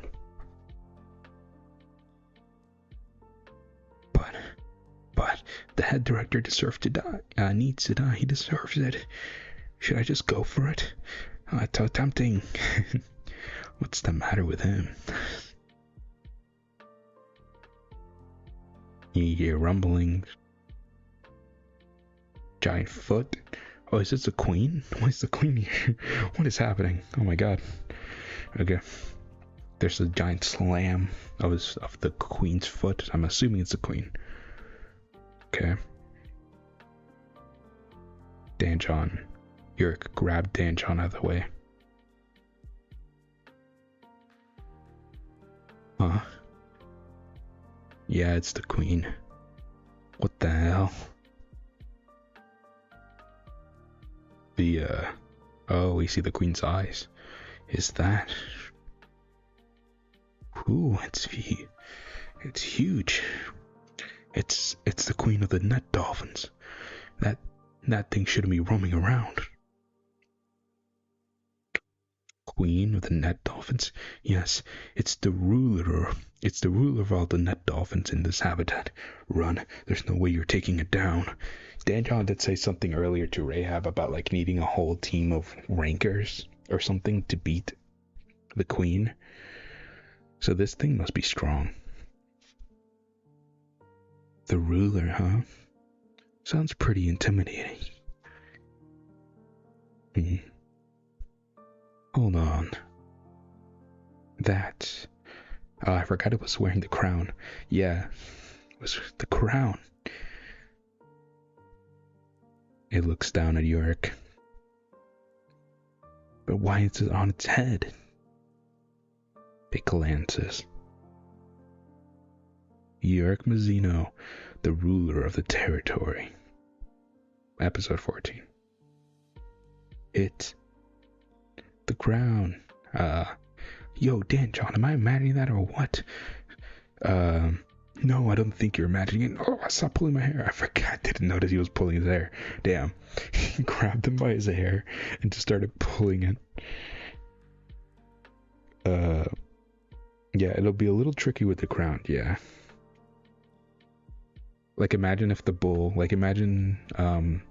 obviously I think the queen is stronger than the bull now with all the information we know, but imagine if in the original Tower God story, the bull showed up and stole the crown and the regulars had to fight the bull for the crown. That'd be crazy. Alright then, let's get it. He's still pulling his hair. Why he's doing that? Huh? Get what? Don't tell me you're gonna challenge the queen. Of course I am. I need the crown. I need to get that crown right. If it doesn't give it up, I'll take it by force. Don't be ridiculous. The queen is more powerful than you could ever imagine. Hold on. This one is different from all the other regulars. He might actually manage to defeat the queen.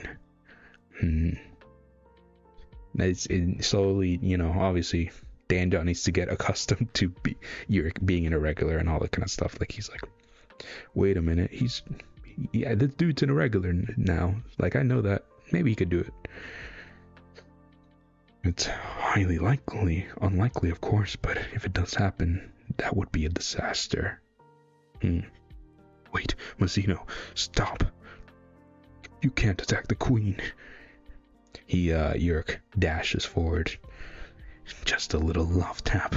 I love this face from Mazino.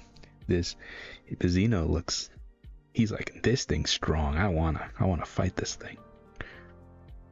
A big whack across the face with a punch.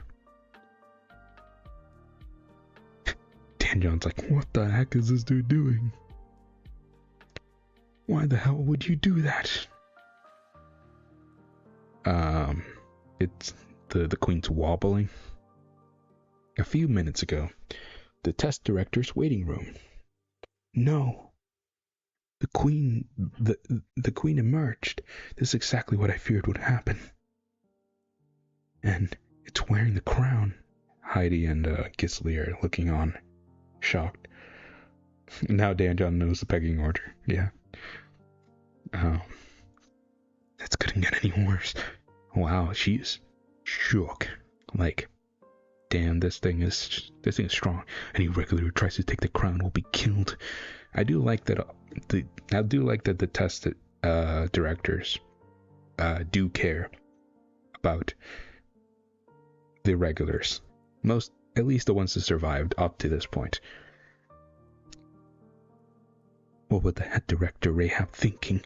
We need to stop this thing. We need to stop this before things spiral out of control. No, you'll be punished for interfering with the test.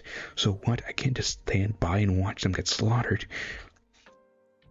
That'd be really cool, actually, now that I think about it. Because this thing, this thing was said to be, like, strong enough to battle a group of rankers. That'd be cool to see, like, a fight between the queen and, like, all 5 of these guys. Like, all 5 test rankers, I feel like they could beat it. I feel like it would be possible. Like, they're even saying, like, I'm gonna go and interfere with this thing. They're not saying they're gonna beat it or kill it or anything like that, but they're just like, I know that I can at least fight it. You know what I mean? But I wonder how they do. I wonder if they could kill it, if subdue it, or whatever the heck. I feel like they could. Just like with their varied positions. And Gisli's an anima, so maybe she'd be able to do stuff. Who knows? I think his name was Fredray, or something like that. And wait, I see Danjon right next to the queen, and it looks like a regular. Danjon? Maybe you realized the queen was emerging and went to save the regulars. Hey, I didn't expect that from him. I guess this makes up for his personality. Damn. He must have gone to save them. That's amazing. Actually, he's just laying on the ground with his bunny. Oh my goodness. What? Is he asleep? I'm loving these reactions. Look. Oh, they see you're punching the thing. It's certainly interesting. Yeah. Punching the queen. Did that regular? Everyone looks so shocked. Just punch the queen? Yeah, damn.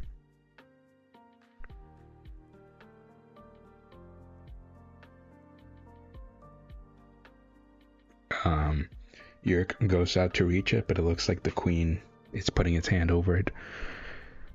Yeah, and it was able to react to Urek and put its hand on its head so he wouldn't snatch the crown. Urek steps on. I like that shot of Urek. I don't know why his hair just looks very dynamic. He just stands down on the thing and then just leaps off onto the ground. Damn, that was just a love tap, but still, you can take a punch. This thing's big, like huge. Damn. Stop it. I said you can't attack the queen. Why not? I need the crown to win this game, don't I? Yes, that's true, but you can't kill the queen to get it. Now you're not making any sense. The queen is the most crucial part of this ecosystem. Interesting. It's interesting that Danjon's looking at it that way. Like, you would think Danjon wouldn't care about that kind of stuff, but he does. Huh? Look, the queen only feasts once a day. As soon as the... Oh, we're getting queen lore. Alright, cool. Damn. Okay. Give me a second. It literally will just take 1 second, but it may... I'm gonna have to do this because I think I won't even have to switch things. I'm just gonna have to block this out for a second. Give me a second to try something out because I don't know if this is gonna work. This, my normal method of doing this might come out in a second.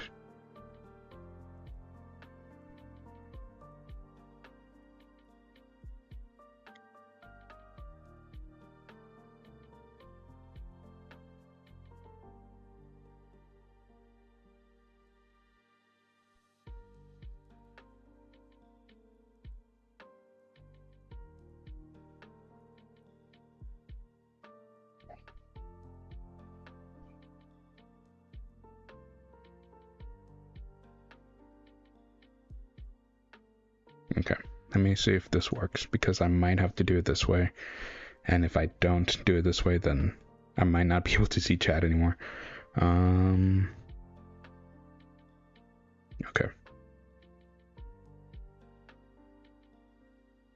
I don't know if that worked. Actually, no, I can't actually see if that worked. Give me 1 second. Let me just keep that on screen for a second, and hopefully...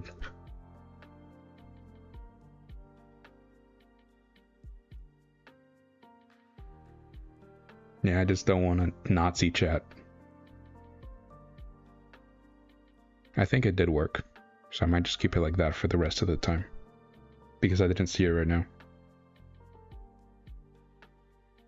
Yeah, I think it's fine. I think you guys can see it. I just don't want to show chat in the screen.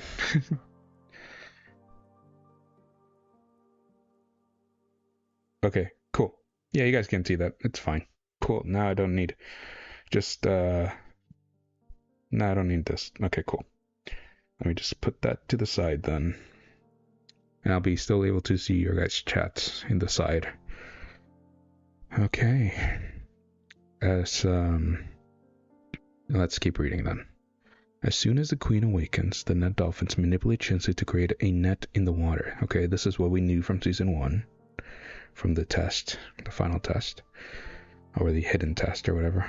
So they can prepare the queen's food. Okay.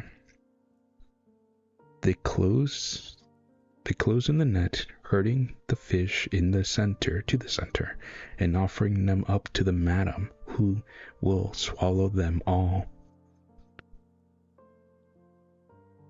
So this thing is still a thing. I thought maybe the queen from the Urek Mazino spinoff turned into this thing from season 1 somehow, some way. But no, it seems like this thing is still a factor or something. The madam's job, and they're calling it the madam's job is to put the feast together. So this thing and the queen are two separate things. Okay. The madam. The queen will begin to feast once the food is ready. And yeah, they even in season 1 they had like this sack of food or something that Rachel got spat out of. It must smell horrible, but that's besides the point. The queen will begin to feast once the food is ready, and nearby animals will join in. You see, the nut dolphins are the only organisms here who can hunt for themselves, which means the other animals are entirely dependent on the queen for their food. That seems like a very shaky ecosystem. And also, this is just a walrus. You're expecting me a walrus can't get food by itself like fish? Why can't these guys just go get food? Are they that lazy? This is just a whale. Like a whale dolphin bipedal thing. Also, they're the only organisms who can hunt for themselves. What happened to the goblins and the leeches? Are they not a thing yet in this floor? Maybe they're not. Maybe it's just these creatures, the queen, the nut dolphins, and the bull for now. Maybe the goblins. Guess the Shinsu's too thick? Maybe it's too thick. Maybe the nut dolphins are the only one who can use the manipulate. Because we know that nut dolphins can manipulate Shinsu. And that's the whole reason why they can make a net in the first place. Yeah, but... yeah, maybe the goblins aren't a thing yet.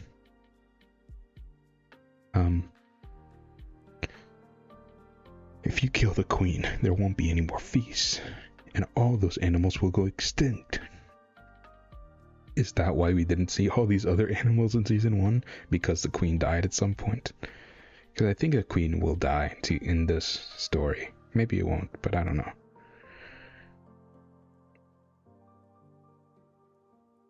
So, you're saying the queen is holding this ecosystem together?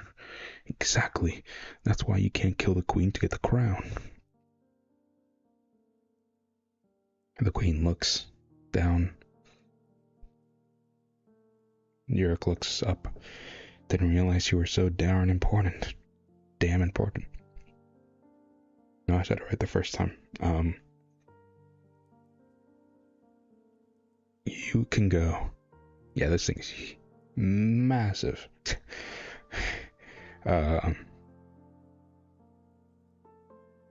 You can go. Thank you. Wow. Obviously this is just its thoughts, but it said thank you to Urek.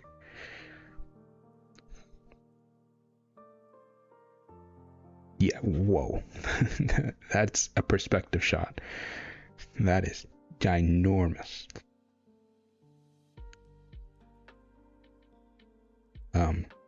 Phew. Thank goodness it left. Heidi and Gisley. It's walking away. Woo. What was he thinking? There was no guarantee the queen wouldn't strike back. What was his name? Urek Mazino. Yes, he's a fisherman. Well, he's really something else. You know, it's strange though. It's, as far as I know, the queen doesn't forgive any creature that invades its territory or displays such blatant aggression. Then why is it just leaving then? He could sense that Urek is stronger. This is not even a speculation, really.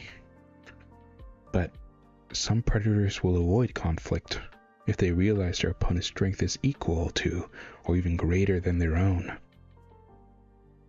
Are you saying that regular is stronger than the queen? No, of course not. Wow. That's impossible. Very cute, those two, yeah. I also don't understand why the queen emerged now. I like how Gisli's thinking all this because she is the anima. Why until when it usually feasts much later in the day. Not that it has a designated feeding time, but still. What's really going on here? Oh, what's going on here, really? Maybe it's simply reacting to the regular's presences? To the presence? You have... I forgot that Baskerville is actually the test director for this specific Crown game. He's looking out at the lighthouse in front of him. I suppose that's it then. I wondered if I should have got involved when I first saw the queen, but it looks like it won't be necessary. I also think, this is also just me, but it definitely seems to me that Baskerville is the strongest out of all the directors. Like, out of all the main five, not counting Rahab, obviously. It just seems to me that that's the case. He was able to control Urek's Shinsu and make it not explode all over the place. He was able to, he's talking about like, oh, when I first saw the queen, I thought I would have had to get involved and stuff like that. Where literally Danjon was right there. And like I said, he holds himself in way more analytical. Like when he ever talked to Urek, like he never thought of Urek lesser than any of the other rankers. He was just like, all right, then prove to me what you're saying isn't just talk. I really like Baskerville, and I think even Neo said, like, I mean, obviously he was talking to him in Shinsu control, but like he was saying like, talk to if you want someone to train you, talk to the second on the battleship, second on the ship, second only to the head test director, and then he went to talk to Baskerville. But it looks like that won't be necessary. The queen has accepted the intruder's presence. That crown is so much smaller than it was before. Size perspectives are weird in Tower God. In other words, it recognized that regular as the new ruler of this habitat. That's cool. Urek Mazino has taken her throne. That's cool. Yeah, like I'm saying, like Baskerville just like knows Urek is strong. He's just like, yeah, the queen bowed down to Urek. Like Gisli was saying, like, of course he's not stronger than the queen. Baskerville's like, he's stronger than the queen. I don't know, I just like Baskerville not being, blind to Urek. From this point on, all that happens in this territory will be subject to that man's will. Was that the biggest fish around here? Was he talking about the queen?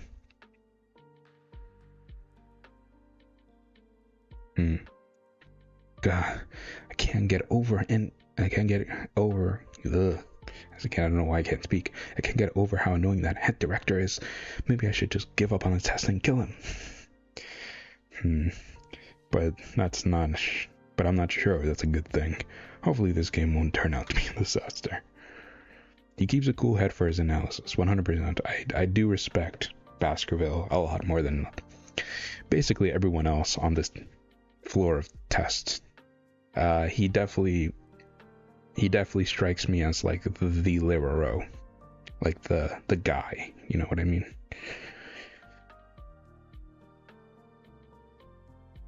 And I also do like the thing that Joe was saying in his streams when he was talking about Baskerville. He was saying like, this dude, like, yeah, Baskerville is a canine. He's connected to Yama, like, and the Baylord brothers. So like, it's crazy that in some way, in shape and form, like Yama and Urek are connected in some way, shape. Like in some way, like they're connected because of Baskerville. That's really cool. Now, has Baskerville ever met Yama? Probably not. Who knows? But still, I mean, I feel like he needs to know about Yama.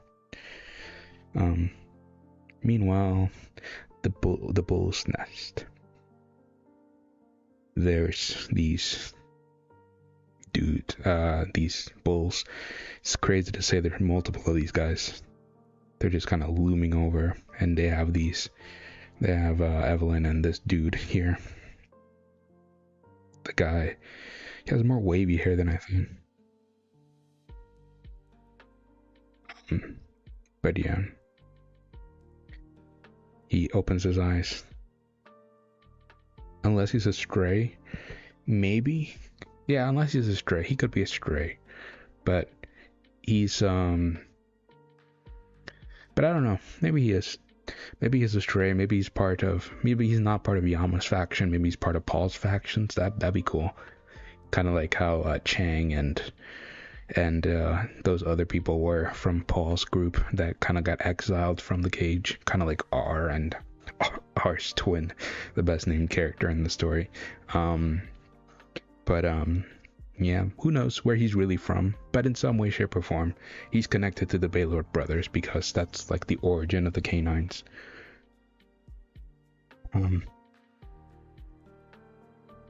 He's trying to wake Evelyn up or something.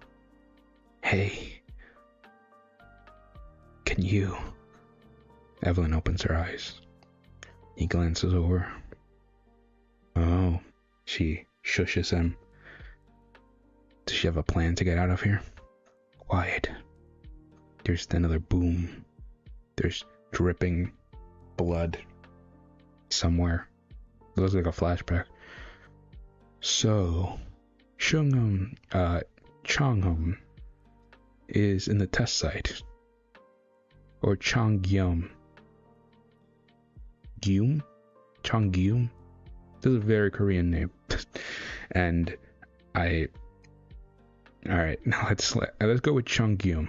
I think Chongyum's, even if it's not correct, it's probably the easiest way that I'm going to be able to say it. It's in the test site. Yes, I don't know what's gotten into him. He said that's the guy with the blonde hair earlier. I do remember that because they said his name earlier in another scene. He said he's going after the ascetic. It's a weird name. I think it's just a way more Korean name than we normally get in Tower God, even though Tower God is a Korean series. He said he's going after the ascetic that escaped. Oh, whoa. Hello, character design. I thought I told him the regular test site is off limits. Okay, so there's this dude. I think this is different from this girl because their hair color is different, but they're talking through the pocket. And they're talking, there's like some stone stuff here. This will be quite a headache for Rahab. So we have Rahab, we have Chongyum, we have these two other people. That makes 4. I forgot how many people there were in that silhouette thing in the second chapter where Rahab was talking to Chongyum. Oh well, let him wander where he pleases. It's not like anyone will recognize a faded jewel like him. Faded jewel. They're talking about like the gems of Pantaminum. Faded jewel. That's interesting. Also, this is just Neo. I just realized. I just looked at this character. Isn't this just Neo? That looks exactly like Neo. Is it like a parent or something? That'd be interesting. Maybe that's how Neo's connected to this island, because like a family member is part of this whole conspiracy thing. In fact, it doesn't matter if someone sees him for what he is. There's the dripping of the blood. She will awaken. So this is the thing we saw earlier in the other panel. But what is this? She will awaken. Once darkness consumes that flower, surely might be. Once the brightest, now the darkest. Whoa. I don't know why I just clicked in my head now. Is this one of the... I think we're about to finish the chapter, so I'm gonna go back. Once the brightest, now the darkest. I think this is one of the gems that was one of the shining ones that Pantamenum sealed away. Once the brightest, now the darkest. So they're like corrupting the shining ones. Oh my god, that'd be cool. Imagine if in this spin-off, the enemies for Urek that he has to defeat are the shining ones. Like, he has to beat the shining ones, but they're corrupted now. And like those are gonna be like the stories that we follow him, like each after like this saga of like the second floor. I don't know how long this I don't know how long this is gonna be, this second floor arc. If I don't even know if like after this arc we're gonna keep getting more Urek Mazino stuff. I don't know if this is it, like just the second floor story. But if it's not, like that'd be a cool way to do the thing. Like, you introduce the shining ones into the story, let's see all of them, let's see all of them now corrupted, and Urek has to fight them. And that'd be cool. Kind of working his way up to Pantamenum. Now the darkest. Mongo. Yeah, this is just Neo. What the heck? Mongo. The one who shall become the new queen of this tower by the will of Pantamenum. That's what? Okay. So Pantamenum, they're saying by the will of Pantamenum. Pantamenum came into this tower, was like, hey John, I'm gonna kill all your guys. I'm gonna talk to Yuri, gonna talk to you, dip out of here. By the way, I'm gonna leave a little thing in the second floor. One of the shining ones that I just casually defeated in the outside world, I'm gonna put it in your tower. It's gonna become corrupted, and now it's gonna become the new leader of this place. It's just a heads up. That's crazy. Of this tower. Also, are there more than just this tower? There's so many questions.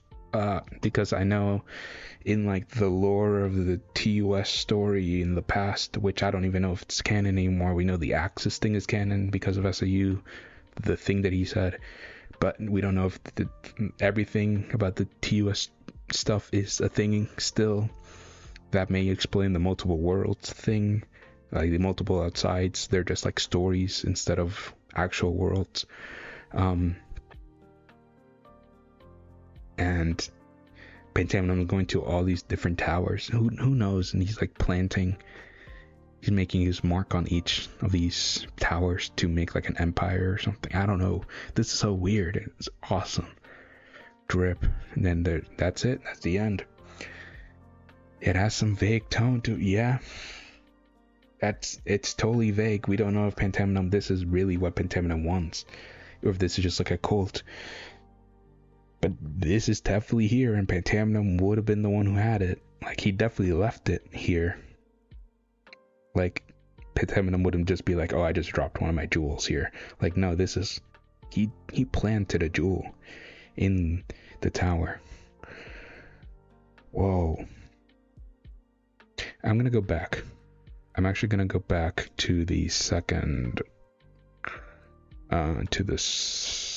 No, actually, it's the first episode, because that's when we get the whole Pantamenum lore. Where's the thing? Okay, let me see now, because I wanted to check this specific panel. I can't. I checked the specific panel.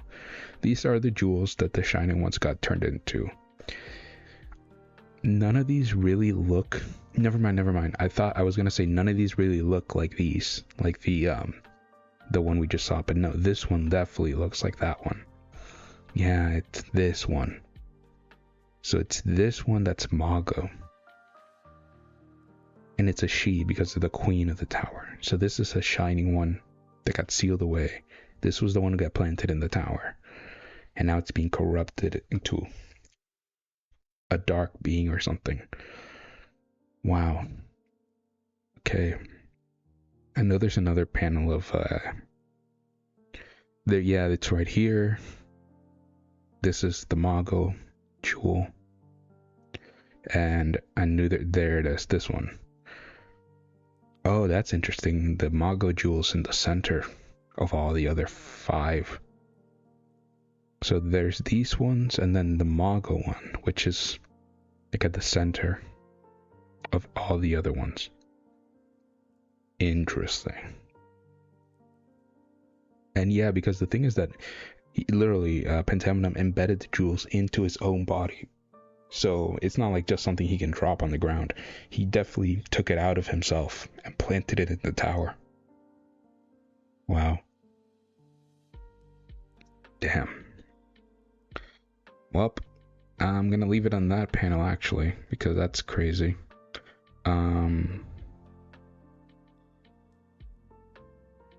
Actually, I'm gonna go back. Never mind. I changed my mind, so I'm gonna go back. What's a good panel to leave it off? I think I know, because I do like that panel a lot. Just gonna do a little bit of a statements before I leave, and then I'm gonna head out for the night. I do like that panel a lot.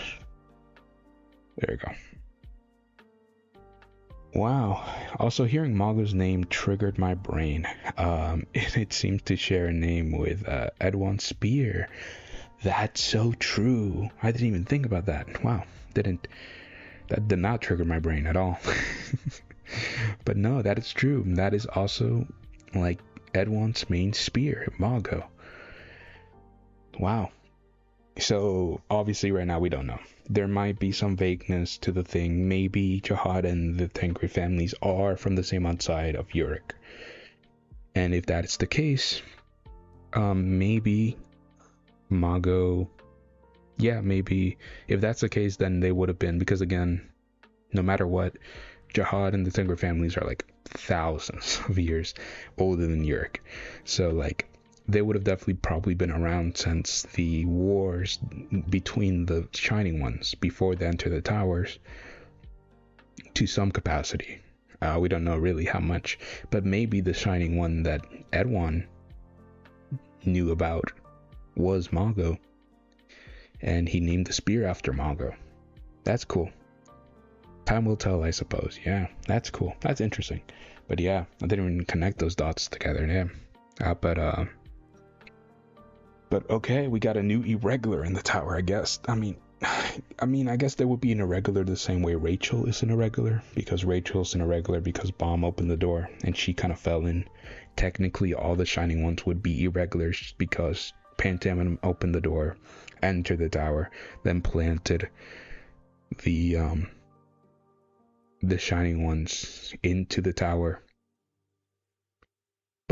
But for all intents and purposes, they're from the outside, just like Urek, obviously. They would also be irregulars. Mago would be. So damn, we got a new irregular in the tower, presumably, if they get awakened. Mago, that's really interesting. But yeah, so now, see, again, all now we have to do is wait, I guess, for this Mago character to appear. I don't know how long that will take. But definitely very interested in her. Want to see her interactions with Urek 100%. I want to know about this group that Rahab has with this guy that looks like Neo and this other chick, and Chung Gyum, like the yellow hair dude with the tracksuit. Why they're going after people like Rue. How is Evelyn gonna get out of this bull's nest? What's the queen gonna do now that Urek let it go? What is Danjon gonna do now that he got beaten by Urek? Is he gonna help out Urek do some other stuff? How is Urek gonna handle the whole revelation that he found out from Danjon? What is he gonna do about Rahab? How is he gonna tackle that problem? And yeah, just a lot of questions that we don't have the answers to right now, and I guess we'll just have to keep reading as the chapters come out. But yeah, these chapters were super enjoyable. I love the lore we got, the little lore and the big lore. I love the big lore of the Pentamnum stuff, and I love the little lore with the whole ranking battle stuff, and I love the Guardian talk with Urek, and I loved the sidetrack thing that we did with Bomb, and with the Guardian was like, oh, do you want to battle me? I'd never put that together. That's so cool. But yeah, or I never even saw that. But yeah, we saw a Urek fight a ranker, and he beat the ranker. It's crazy. He beat Danjon completely fairly, and did it while holding back his true power. We thought that would be the case, but still, he beat him with using Shinsu, although Danjon did get around the Shinsu and actually was able to touch Urek, and Urek had to use like his own body without Shinsu, but still, the crazy set of chapters. I liked it a lot more than I thought. I liked the Danjon fight. I wish Danjon had a little bit more. I wish Danjon actually used more stuff than just his physical body, but because I would have just thought it would be cool if he like pulled out a needle, did a lot of other stuff, but other than that, yeah, super interested. These set of chapters also reaffirmed my love for Baskerville. Baskerville's just amazing. I love Baskerville, and he's just a good puppy, and he's yeah, I think he's the most competent person on this floor test. Not really much we can go to extend the fight with Urek. Yeah, obviously not. And I'm glad that they didn't drag it out for that long, in my opinion. I think it was just the right amount of like stuff. Obviously I binged it, but still. It would have been cool to see some like unique Shinsu techniques, maybe from Danjon or something. Who knows? Maybe we'll get that later. But yeah, no, I mean, it's just really, these chapters were really interesting and really fun. I'm loving the Urek Mazino story so far, and I'm hoping season 4 just kind of continues the train of the really good story we've been getting with Urek Mazino, and like the pacing and the things and the weirdness and yeah, the tone of it. Maybe not the tone, because but still, I think it's just really good, and it's a breath of fresh air after the whole 10th grade family stuff, the entire like war that we just went past in season 3. But yeah, other than that, I think that's gonna be it for tonight. Thank you all. Thank you for being here, and thank you for your engagement in the chat. 100% always appreciated, will always appreciate it, and it will never not be appreciated. It's definitely, it makes this a whole lot more fun. And yeah, so again, let's see what happens next time, and hopefully just the Urek Mazino story just keeps going and being better. All right, see you.